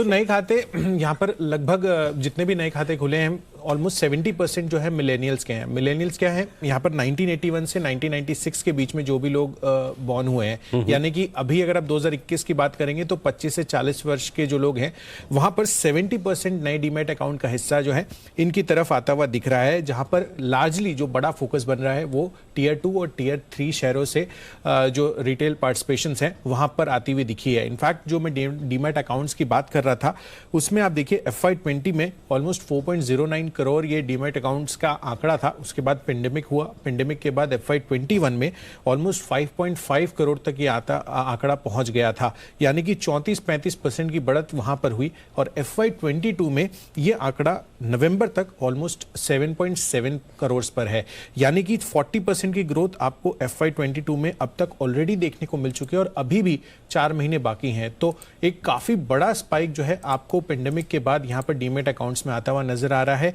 और पर्टिकुलरली इसकी बड़ी वजहें 2-3 हैं, जिसमें सबसे पहला तो है कि जो शानदार set of return small cap और मिड कैप शेयरों ने दिए हैं। इनफैक्ट काफ़ी सारे जो आईटी फर्म्स में काम करने वाले लोग हैं उन्होंने भी एक्टिव ट्रेडिंग स्टार्ट की थी और वहां पर स्मॉल कैप और मिड कैप शेयरों में करीब करीब आप देखिए 45 से 57% के गेंस जो है इस साल 2021 में हमें ऑलरेडी बनते हुए नजर आए हैं। खासकर अगर आप दूसरे एसेट क्लासेस की भी बात करें तो उसके मुकाबले, यानी कि एफडी की अगर आप बात करें तो यहाँ पर कंपेरेटिवली ऑब्वियसली शेयर मार्केट जो है वहां पर काफी बेहतरीन आउट परफॉर्मेंस है। और साथ ही तीसरी बड़ी वजह प्रोसीजरल इजीनेस। इनफैक्ट यहां पर आप देखिए जहां पर हफ्ते भर लगते थे आपको डीमैट अकाउंट खोलने में, उसके मुकाबले अब केवल 30 मिनट में या जो आपकी केवाईसी होती है ऑनलाइन पेंडेमिक के बाद पर्टिकुलरली यहां पर काफी ज्यादा प्रोसीजरल जो है यहां पर आसान होते हुए नजर आए हैं। और इसी वजह से जितनी भी बड़ी पार्टिसिपेशन है वो अब हमें रिटेल निवेशकों के तरफ से आती हुई नजर आ रही है। ओके, तो ये आपके लिए पूरा का पूरा विश्लेषण। एक हफ्ते के मुकाबले 30 मिनट में डीमैट अकाउंट खुलने लगे, पहले हफ्ता 10 दिन लग जाते हैं। और आपने क्या कहा, मिलेनियल्स से खुला है? मिलेनियल 70% जो नए सेट ऑफ डीमैट अकाउंट। और मिलेनियल्स कौन है? 81 से 96 के बीच में जो लोग बॉर्न हुए हैं। 1981 से 1996 के मॉडल जो है वो मिलेनियल्स है। कौन कौन है जरा हमारे पैनल में जो अपने आप को मेंटली और फिजिकली कौन कौन मिलेनियल्स है? हाँ, अच्छा, एक तो सुमित जी, आशु जी, हाँ, कुणाल जी। जी कुणाल जी बोलिए। Sir millennial by heart. Millennial देखिए मेरा जन्म हुआ अनिल जी, मेरा जन्म हुआ 1980 में। अनिल जी बिल्कुल कट ऑफ डेट पर हूँ, तो आप मिलेनियल में गिनती करना चाहें तो अनिल जी प्लीज करें। ओके, एक बार जरा मिलेनियल क्लब के जो नेता है हमारे सुमित जी, उनसे बोले, सुमित जी इनको लोगे अंदर? नीचे आ जाने दीजिए, खुश हो जाएंगे, अच्छा होगा। तो चलिए, बाय हार्ट तो आशु जी भी मिलेनियल है। आप भी? है? मैं तो अभी कहाँ है, जल्दी नहीं हुआ ढंग से। जल्दी में आ गए। तो चलिए, ये है आपके लिए बेहतरीन और इंटरेस्टिंग आंकड़े जो कुशल की तरफ से आते हैं। कुशल ने बताया कि किस तरह से नए इन्वेस्टर्स आए हैं इस साल बाजार में, ट्रेंड जो है वो जबरदस्त है। आइए चलते किरण जी के पास, और किरण जी का कमाल है। उससे पहले एक चीज बताऊं, सुबह आज किरण जी से मैं माफी भी चाहता हूं, सुबह किरण जी ने मैसेज भी किया था। नवीन फ्लोरिन वो स्टॉक है जो किरण जी देना चाहते थे रिकमेंडेशन के तौर पर, लेकिन सुबह ऐसा बैक टू बैक टाइट मामला चल रहा था, हमने वो आरबीएल बैंक का इंटरव्यू किया, बड़ा लंबा चल गया, तो पीछे वाला बिल्कुल टाइट हो गया, तो हम ले नहीं पाए फोन पे किरण जी को। देखिए स्टॉक 7%, तो किरण जी भले आपकी कॉल नहीं ले पाए, लेकिन धन्यवाद देना तो बनता है। तो बहुत ही बेहतरीन पिक थी आपकी। आइए बिल्कुल किरण जी के लिए।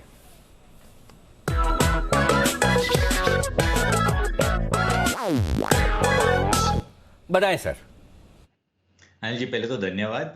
पर जो नवीन फ्लोरिन का चार्ट स्ट्रक्चर था और डेरिवेटिव डेटा था, उसी तरह से ये भी डेटा है, और ये भी मेरा मानना है कि आपको गुरुवार तक रखना है, एक्सपायरी के लिए रखना है, बाय करना है। एलटीटीएस और टारगेट्स 5600 के पहले रहेंगे, दूसरे 5650 के रहेंगे, तो ये गुरुवार के पहले ये टारगेट्स आराम से आ जाने चाहिए। और इसके लिए अगर 4 दिन रखना है, 3 दिन रखना है, तो मेरा मानना है कि आपको कॉल ऑप्शन के जरिए किया तो ज्यादा अच्छा रहेगा, कम से कम रिस्क, ज्यादा से ज्यादा रिटर्न।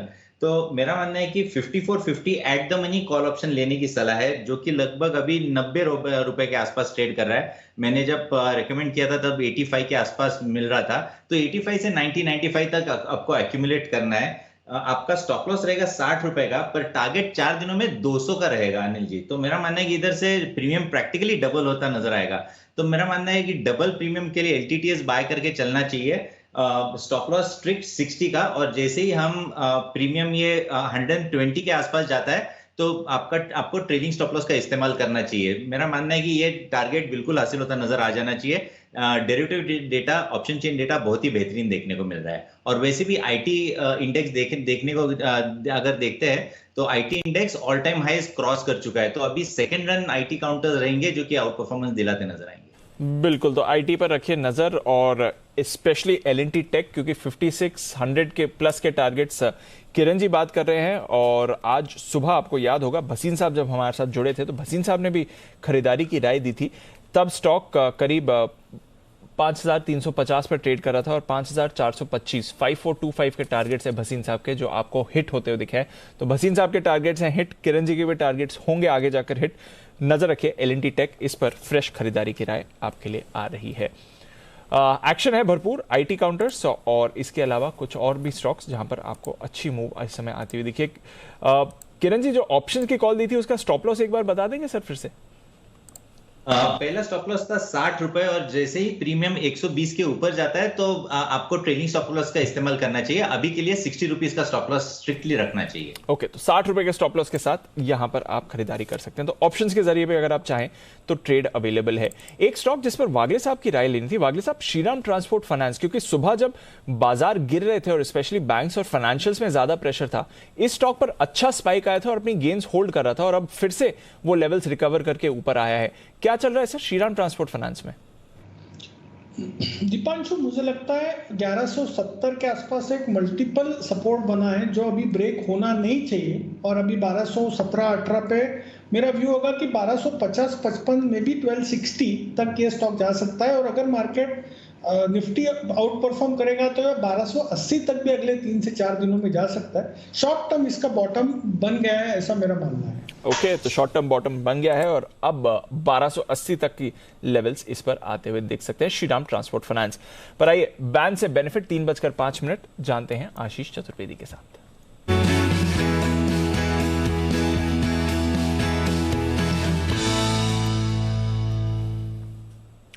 अब तो मंथली एक्सपायरी आ रही, कुछ बदलाव होंगे? मंथली एक्सपायरी आती है, ढेर सारे बदलाव होने शुरू हो जाते हैं। फिलहाल अपडेट दे देता हूँ। 3 स्टॉक ऐसे हैं जो बैन में है। इंडिया बुल्स हाउसिंग फाइनेंस 95% है, बैन में बना रहेगा। वोडाफोन आइडिया 90% है, और एस्कॉर्ट्स 83% है। एस्कॉर्ट बाहर आने के लिए तैयार तो रहा है, लेकिन काफी देर से देख रहा हूँ पोजीशंस कम नहीं हो रही है। हो सकता है आज ना आए, कल ये स्टॉक बैन से बाहर आ जाए, लेकिन फ्रेश एंट्री हो रही है आज के सबसे चर्चित स्टॉक की।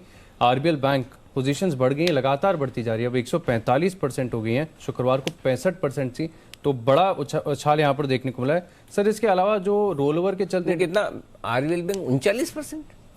नहीं 145% है सर। 145% पोजीशन है ना, नॉट 39%। 39% नहीं, 145 है प्रिसाइज, मैं आपको अभी अपडेटेड डेटा बता रहा हूँ। तो ओके, आरबीएल बैंक 145%, बेल 101% है। हाँ, बेल भी आ सकता है बॉर्डर पे। हाँ सर, वो रोल ओवर के चलते हमने काफी बार देखा है कि पोजीशंस बढ़ती हैं, फिर लास्ट मोमेंट पर ये पोजीशन कम भी हो जाती है, कम हो जाती है, एक झटके से कम हो जाती है। लेकिन कुछ स्टॉक ऐसे हैं जिनकी 95% से ऊपर चल रही हैं। डेल्टा कॉप में भी शामिल है इस लिस्ट में, 103% है। ओके, जील है 102% और बीएचएल आपने बताया 101% है। ठीक है, तो ये सस्पेक्ट है। सस्पेक्ट है। अच्छा, उसमें आरबीएल तो आ ही जाएगा, निश्चित हो गया। अच्छा, निकलना कौन है बाहर? सर निकल तो आज कोई नहीं रहा, निकलेगा तो कल एस्कॉर्ट्स निकल सकता है, 83% है फिलहाल। आज अभी देख रहा हूँ पोजीशंस कम नहीं हो रही हैं, तो आज ना हो कल हो सकता है, आज तो फिलहाल नहीं आएगा बैंक। ओके, तो खाली आरबीएल बैंक बैन में आने की तैयारी में, मंथली एक्सपायरी। तो जिन लोगों को रोल ओवर वगैरह कराना है, चाहे आपको लॉन्ग रोल ओवर करनी हो, शॉर्ट करनी हो, आप अपने हिसाब से देख लें, क्योंकि फिर नहीं तो गुरुवार तक के लिए पैक। 140% 145 पे जा रहा तो निकलेगा भी नहीं निकलेगा, मान के चले नहीं निकलेगा। करेक्ट, बिल्कुल। Okay, Sumit ji, RBL bank ban में जाने को तैयार, जिनकी लॉन्ग है, जिनकी शॉर्ट है, क्या करें? रोल ओवर करें या इंतजार?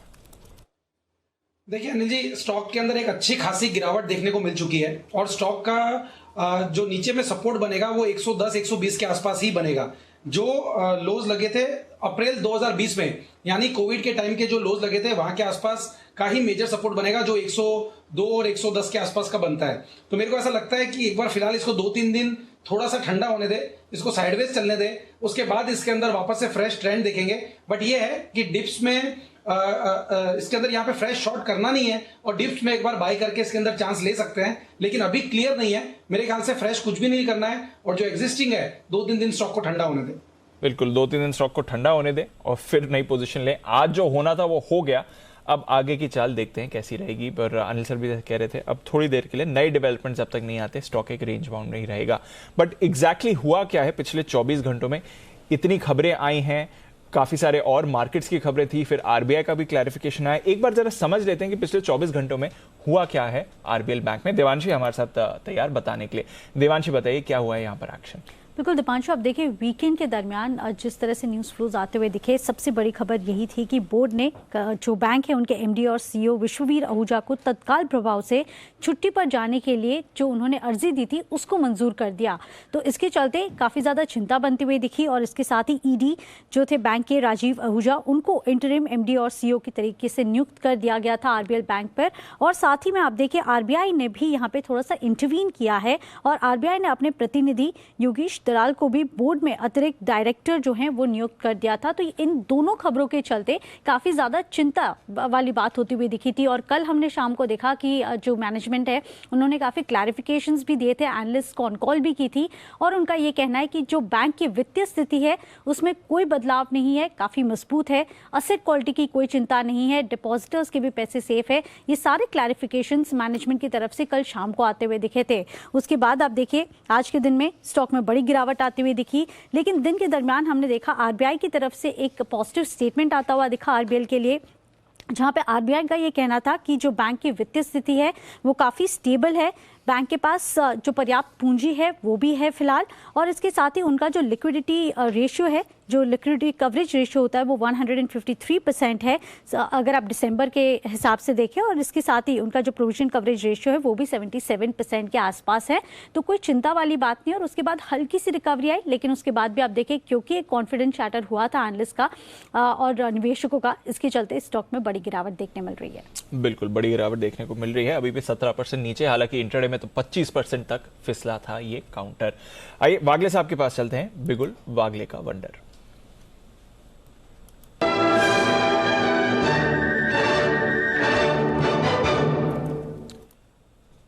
बताएं सर।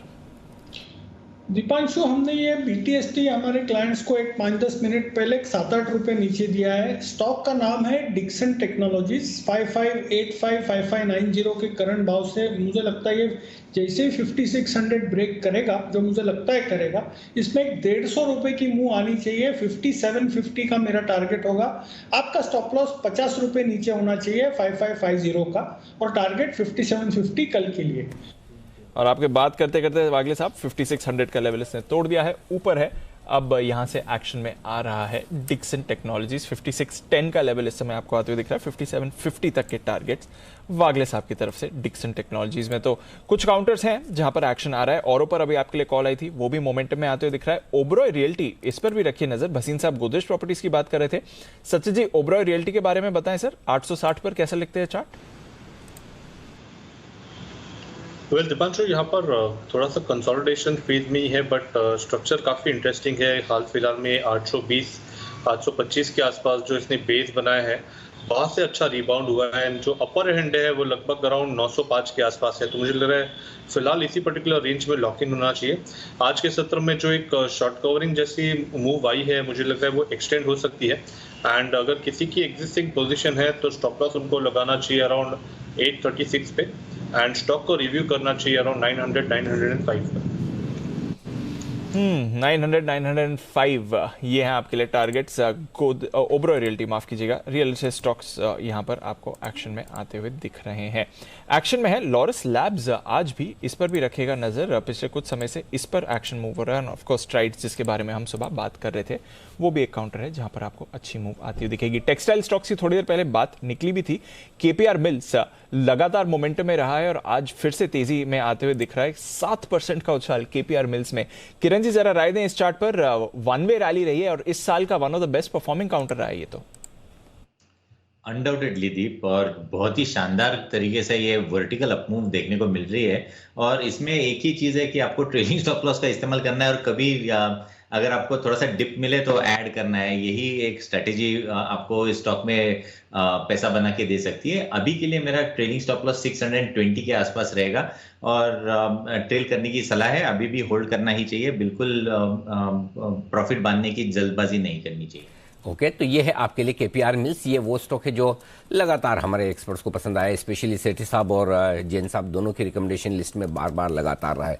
कॉफ़ी के दाम और ब्राज़ील में कॉफ़ी की फसल खत्म नहीं, माफ कीजिए, खराब होने की जो खबर हमने दी, उसका असर आप देखिए। अब सीसीएल प्रोडक्ट, टाटा कॉफी तो मजबूत है ही, डे हाई पर ट्रेड करता हुआ 8% ऊपर है। सीसीएल प्रोडक्ट भी आपके सामने लाइए, दोनों ही चार्ट एक साथ देखिएगा, बेहद मजबूत चार्ट। 7% 8% की तेजी यहां पर भी बनती हुई दिख रही है।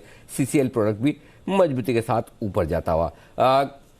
Sachin ji, CCL products chart देखिए। अनिल जी, ये पर्टिकुलर काउंटर हमने हमारे क्लाइंट्स को भी थोड़ी देर पहले रेकमेंड किया गया है।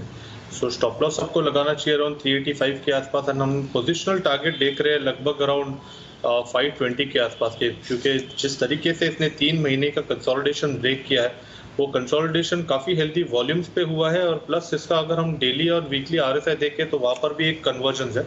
तो काफ़ी हेल्दी मोमेंटम रह सकता है काउंटर में अगले कुछ हफ्तों के लिए। सो ज़रूर खरीदारी करनी चाहिए काउंटर में। एंड जिस तरीके से मुझे लग रहा है प्लेसमेंट है इसके वेव्स का, लगभग अराउंड 500 के आसपास के स्विंग्स काफ़ी कंफर्टेबली बनने चाहिए। तो 520 के टारगेट के लिए पोजीशन होल्ड करने की सलाह होगी।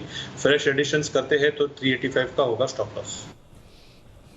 तो ये है आपके लिए राय सीसीएल प्रोडक्ट्स पर। सीसीएल प्रोडक्ट्स, टाटा कॉफी, दोनों आपको अच्छी मूव्स इस समय दिखा रहे हैं।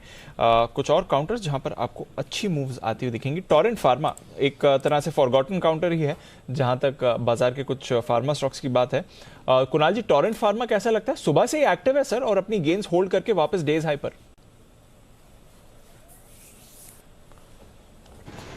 ये दीपांशु, पिछले कुछ दिनों में काफी वॉलेटाइल हो गया है स्टॉक और एक बहुत क्रिटिकल रेजिस्टेंस है 3200 की, जो कि मुझे लगता है कि इसके लिए मेक और ब्रेक लेवल है। काफी संघर्ष इन स्तरों पर चल रहा है।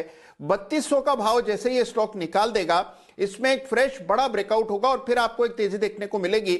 तो फिलहाल वेट एंड वॉच करें, इंतजार करें। 3200 के ऊपर ब्रेकआउट आने पर, एक अच्छा क्लोज आने पर खरीदारी की राय देंगे। तो ये है आपके राइट। टोरेंट फार्मा पर 3200 के ऊपर आपको इस पर एक अच्छी मूव आती हुई दिखेगी।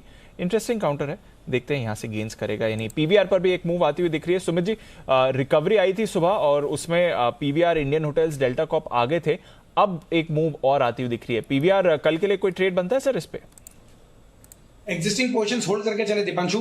पीवीआर के अंदर 1335 1340 का लेवल निकलने के बाद छोटा सा मूव देखने को मिल सकता है, जिसमें 1380 से लेके 1400 रुपए तक का मूव पीवीआर में देखने को मिल सकता है। तो कल के लिए पोजीशंस होल्ड कर सकते हैं, यहां से बाउंस पे कंटिन्यू रहना चाहिए।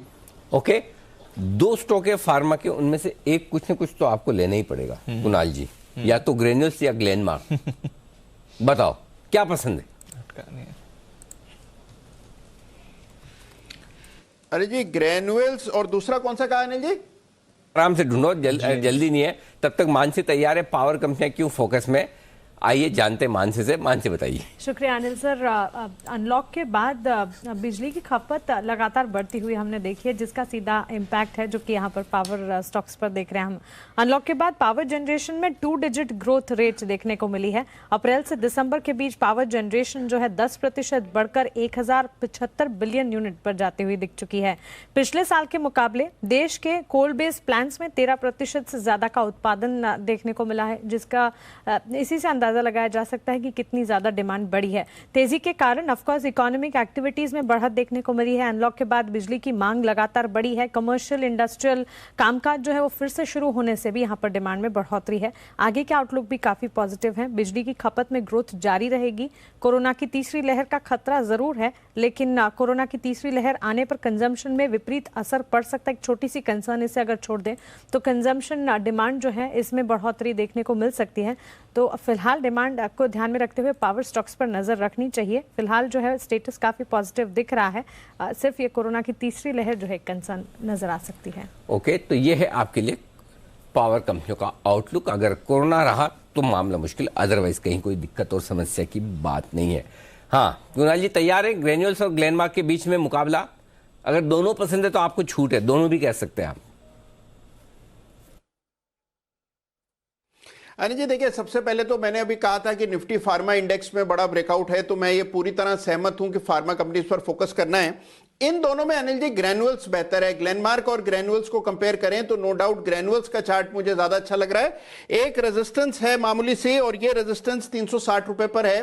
360 तक तो देखिए रास्ता बिल्कुल साफ है अनिल जी। 360 पार हो जाएगा तो फिर इसमें आपको एक और बड़ा मूव देखने को मिलेगा। मेरी राय में तो ग्रेनुअल्स लेना चाहिए इस तरह। ओके, 340 वाला ग्रेनुअल्स है, 510 वाला ग्लेनमार्क है, इसलिए भी हो सकता है कुणाल जी को पसंद हो, लेकिन पसंद की वजह है चार्ट्स। ये है मजबूत स्टॉक जहां पर खरीदारी करने की राय आपके लिए। आइए किरण जी तैयार है, एक बिगुल किरण जी के लिए।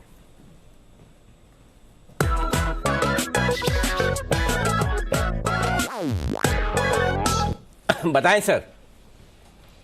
अनिल जी LTTS जो हमने थोड़ी देर पहले कॉल दिया था वो बहुत अच्छा चल रहा है। अभी जो बाय करना है और वो भी गुरुवार के लिए ही बाय करना है वो है अदानी एंटरप्राइजेस। अदानी एंटरप्राइजेस में बहुत ही अच्छा ऑप्शन चेन डेटा उभर के आ रहा है, और अगर हम 1700 के कॉल में देखते हैं तो लगभग 2.5 लाख की कवरिंग देखने को मिल रही है। इसका मतलब ये काफी अच्छी अपसाइड देखने को मिलेगी। दूसरी चीज आपको 1800 के आसपास में एक्टिविटी देखने को मिल रही है, 1800, 1820, तो अपसाइड काफी बड़ी देखने को मिलेगी। तो आपके टारगेट्स देखने के लिए लगभग 1800 के आसपास के टारगेट देखने को मिल जाने चाहिए। तो अभी अदानी एंटरप्राइजेस बाय करने की सलाह है। आपका स्टॉप लॉस 1715 का रखना चाहिए, 1715 का, और टारगेट्स 1800 के आसपास के। और अगर हम कॉल ऑप्शन के जरिए बाय करना है तो बिल्कुल आपको एट द मनी का कॉल ऑप्शन बाय करने की सलाह होगी। आपको बाय करना है 1720 का कॉल ऑप्शन, जो कि 30 रुपए 50 पैसे के आसपास मिल रहा है। आपका स्टॉप लॉस 22 रुपए का रहेगा, और टारगेट्स के लिए मैं मानता हूं कि इधर से 65 to 70 के टारगेट्स आपको देखने को मिलेंगे कॉल ऑप्शन में। तो इधर भी एक काफी परसेंटेज राइज काफी बड़ी देखने को मिलेगी अगर आप अदानी एंटरप्राइजेस का at the money call option buy करते हैं। ओके, तो 65 से 70 के टारगेट्स के लिए कॉल ऑप्शन के जरिए खरीद सकते हैं 1720 का कॉल, या फिर फ्यूचर्स खरीदिए 1800 के टारगेट्स के लिए। अदानी एंटरप्राइजेस है मूवमेंट में। आइए एक बिगुल सच जी के लिए भी BTSTT।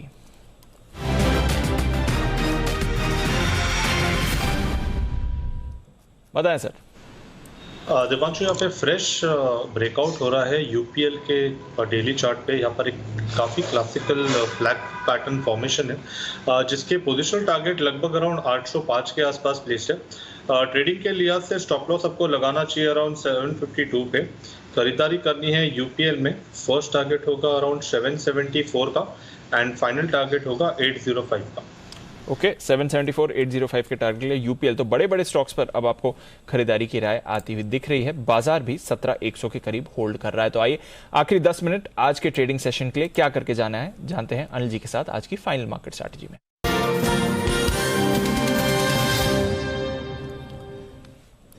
Sir, Dow futures 50-100 point ऊपर तो नहीं गए, बट जो आप कह रहे थे रिकवरी हो जाए, हल्की सी रिकवरी होकर एटलीस्ट पॉजिटिव टेरिटरी में तो है ही।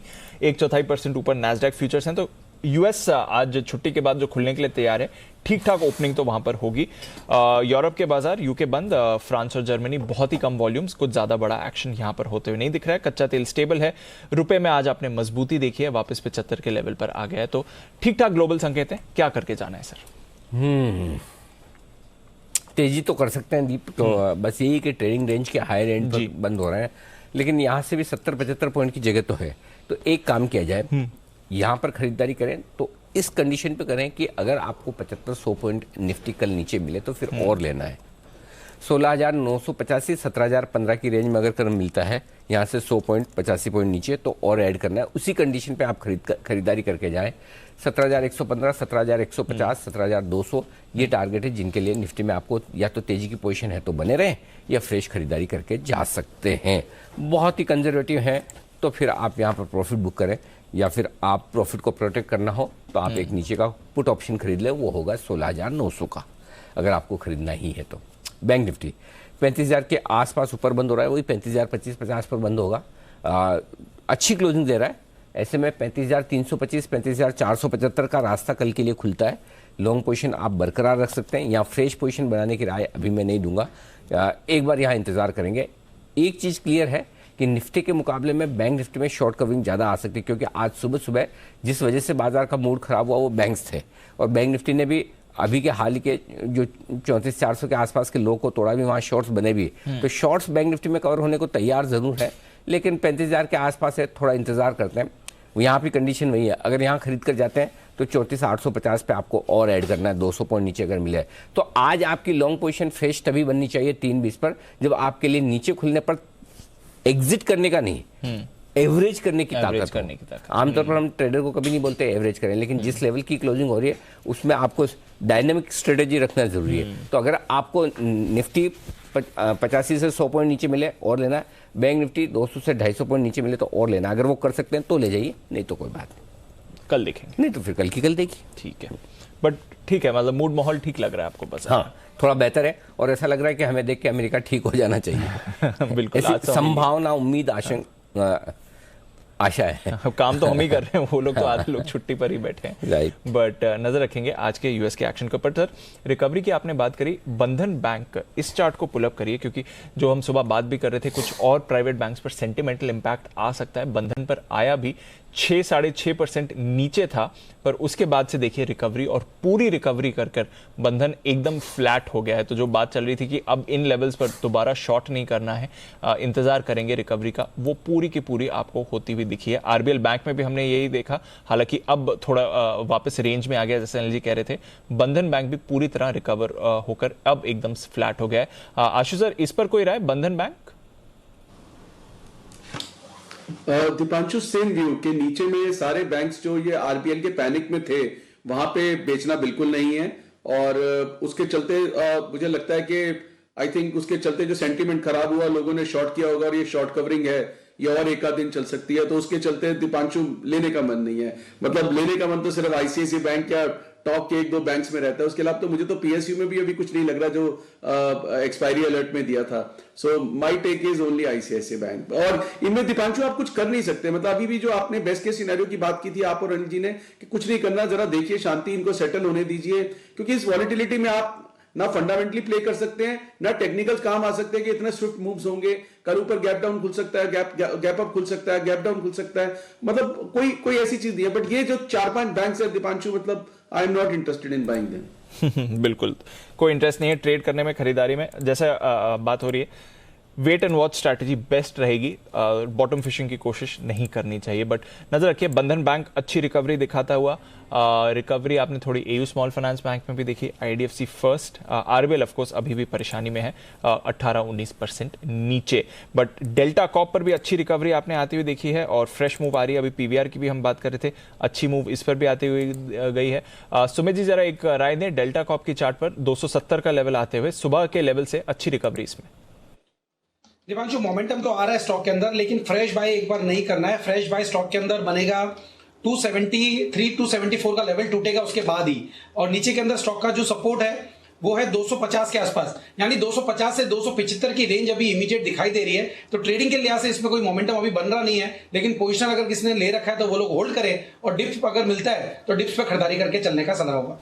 डिप्स अगर मिले तो उस पर खरीदारी करके चलने की सलाह भी रहेगी। इंडियन होटल्स ये भी एक और काउंटर है जहां पर आपने अच्छी रिकवरी देखी है। तो जो थोड़े डर एक और खबर का था, रेस्ट्रिक्शंस काफी जगहों पर बढ़ाई गई हैं ओवर द वीकेंड। मुंबई में तो न्यू ईयर पार्टीज भी कैंसिल कर दी गई हैं। गैप डाउन के बाद थोड़ी रिकवरी इन सारे काउंटर्स में भी आपको आती हुई दिखी है। आइए फिर क्लोजिंग की तरफ बढ़ते हैं और जैसा बाजार का मूड माहौल सुबह का था उसके पूरे विपरीत आप क्लोजिंग की तरफ जा रहे हैं। नीचे गए थे 16,850 के लेवल तक और वहां से अच्छी रिकवरी करकर 17,100 पर निफ्टी क्लोजिंग के लिए है तैयार। 35,000 के ऊपर बैंक निफ्टी भी है क्लोजिंग के लिए तैयार। तो निचले स्तरों से शानदार रिकवरी। आईटी स्टॉक्स और फार्मा पूरा सहारा दिया है बाजार को। टेक महिंद्रा आज का टॉप गेनर 3.5% ऊपर। टीसीएस में भी आपने खरीदारी आती हुई देखी है। इसके अलावा सिप्ला, डॉक्टर रेड्डीज, सन फार्मा, यहां पर भी आपने पॉजिटिव एक्शन देखा है। डिवीज भी हल्की खरीदारी दिखाता हुआ।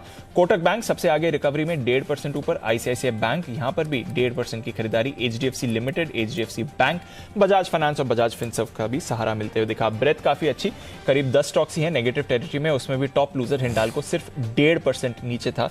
तो कोई ऐसी भारी गिरावट आपने कहीं पर बाजार में आती हुई नहीं देखी है। वायदा कारोबार की तरफ आए 8.5% की तेजी के साथ जीएमआर इंफ्रा। नवीन फ्लोरिन में आपने बढ़िया खरीदारी आती हुई देखी। इसके अलावा आपने अच्छी मूव देखी डिक्सन टेक और श्रीराम में भी। पर कुछ खबर भी आती हुई दिख रही है।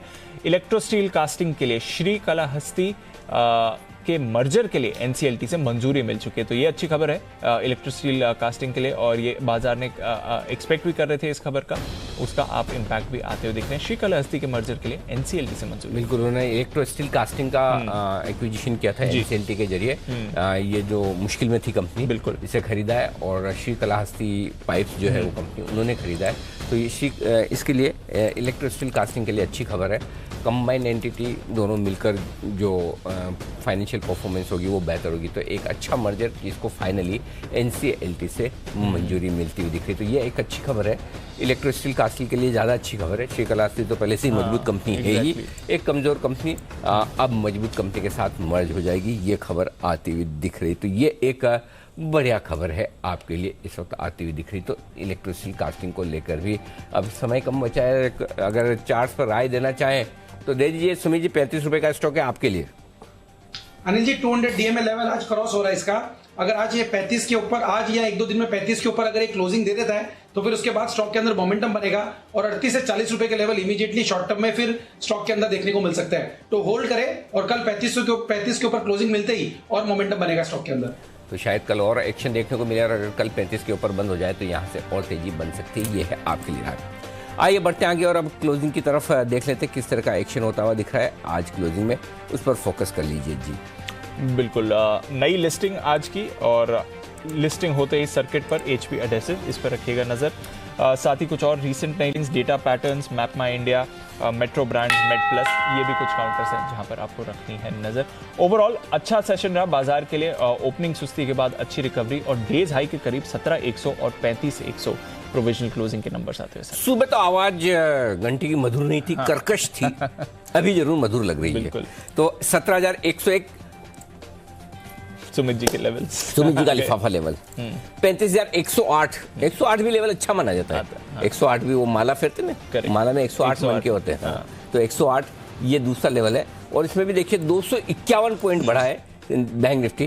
तो शुभ शुभ आंकड़े दिख रहे हैं सुमित जी की तरफ। और जो जिसमें हमें सेंसेक्स में कुछ दिख नहीं रहा, कॉम्बिनेशन बना नहीं पा रहे हम, उसके लिए बोल ही नहीं रहे। जहां हम दिख रहा है वहां हम बोल रहे हैं ठक्कर के लेवल से। हाँ, जय ठक्कर के लेवल से 339.54 पॉइंट बढ़े हैं। 57,463। अच्छा, फाइनली देखो सेट हो गए 57,420 आ गया। ये भी लेवल इंटरेस्टिंग तो है। ओके, तो ये है आपके लिए राय। सेंसेक्स 295 अंक मजबूत बंद होता हुआ दिख रहा है और 17,101 पर थोड़ा सा क्लोजिंग नीचे की तरफ आएगी। आज का हाई देखिए दीप, एग्जैक्ट 17,112। तो 16,840 का लो जहां की बात करें तो 17,115, 17,112 का हाई है। बिल्कुल परफेक्ट लेवल पे घूमा है। आजकल मेरे को मजा आ रहा है 2-3 दिन से एग्जैक्ट लेवल निकाल के देने में, बहुत मस्त मजा आता है। जब लेवल एकदम मिलते हैं तो हाई एक्यूरेसी, अच्छा ट्रेड बढ़ गया। क्या है कि जब मूवमेंट इस तरह का हो 250-300 पॉइंट और तब एग्जैक्ट लेवल पे पहुंचे तो मजे ही अलग है। नहीं तो क्या ये 100 पॉइंट का मूवमेंट हो निफ्टी में, उसमें एग्जैक्ट लेवल पे तो कौन सी बड़ी बात है। 250-300 पॉइंट का मूव हो और तब एग्जैक्ट लेवल पे पहुंचे तो मजे ही अलग है। तो 350 पॉइंट का मूव था आज, लगभग 300 पॉइंट का। निफ्टी एकदम नीचे और ऊपर परफेक्ट लेवल पर गया है। बैंक निफ्टी भी आप देखिए 35,125 का लेवल था, 35,143 तक पहुंचा है। आइए, बाजार बंद होने के बाद एक्शन। बूस्टर डोज और बच्चों की वैक्सीनेशन को लेकर पीएम मोदी के ऐलान के बाद इसकी तैयारियां युद्ध स्तर पर शुरू हो चुकी है। 3 जनवरी से बच्चों को दी जाएगी वैक्सीन। 10 जनवरी से कोरोना के खिलाफ जंग के सबसे बड़े योद्धाओं यानी कि फ्रंटलाइन वर्कर्स को मिलेगी बूस्टर डोज। शाम 5 बजे आपकी खबर, आपका फायदा। हम बच्चों की वैक्सीन और बूस्टर डोज से जुड़ी सभी सवालों के देंगे जवाब। मसलन रजिस्ट्रेशन कैसे होगा, दूसरी डोज के बाद बूस्टर डोज के लिए 9 महीने का अंतर कहीं ज़्यादा तो नहीं, बच्चों को कौन सी वैक्सीन मिलेगी, सभी सवालों के जवाब देंगे।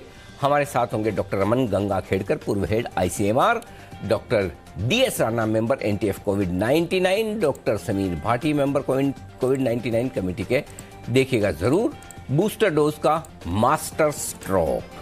आज मनी गुरु में देखिए 2021 में कैसा रहा म्यूचुअल फंड बाजार और नए साल 2022 में कहां बन सकते हैं आपके लिए कमाई के मौके। साथ ही बताएंगे शानदार मुनाफा दिलाने वाले 10 फंड तो 2022 में कैसे बने कमाई के किंग। जानिएगा जरूर मनी गुरु 2022 पोर्टफोलियो का सरताज। आज शाम आनंद राठी वेल्थ के डिप्टी CEO फिरोज अजीज के साथ। एक तरफ ओमिक्रॉन ने त्योहारों का रंग थोड़ा फीका किया है, आप बाहर घूमने फिरने नहीं जा सकते या फिर बेहद सावधानियों के साथ। दूसरी तरफ महंगाई ने भी घर में जश्न मनाना कर दिया है महंगा।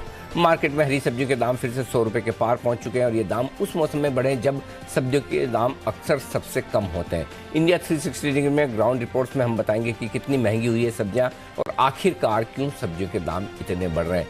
सब्जी की महंगाई से बचाओ रब जी। वाह, ये अच्छा है। सब्जी की महंगाई से बचाओ रब जी, मतलब रब मतलब भगवान बचाए सब्जी की महंगाई से। ये है हमारी इवनिंग टीम का कहना, जिन्होंने लिखी है ये बेहतरीन हेडलाइन और बेहतरीन। तो इंडिया 360 डिग्री में आज की हमारी कवर स्टोरी महंगाई पर। विदा लेने का वक्त, उससे पहले बता दें आज हमारे दोनों की जाने के बाद कमोडिटीज के बजाय वो बातचीत है जो आज आप देखना सुनना चाहते हैं, क्योंकि RBL बैंक को लेकर देश भर में काफ़ी लोगों को चिंताएं, कहीं हमारी डिपॉजिट सेफ है कि नहीं, शेयर होल्डर्स की अपनी चिंताएं हैं कि बैंक में क्या हो रहा है क्या नहीं हो रहा है, क्यों RBI ने ऐसा एक्शन लिया, आगे क्या। तो इन सारे सवालों के जवाब हमने लिए नए MD और CEO जो इंटरिम है राजीव आहूजा साहब।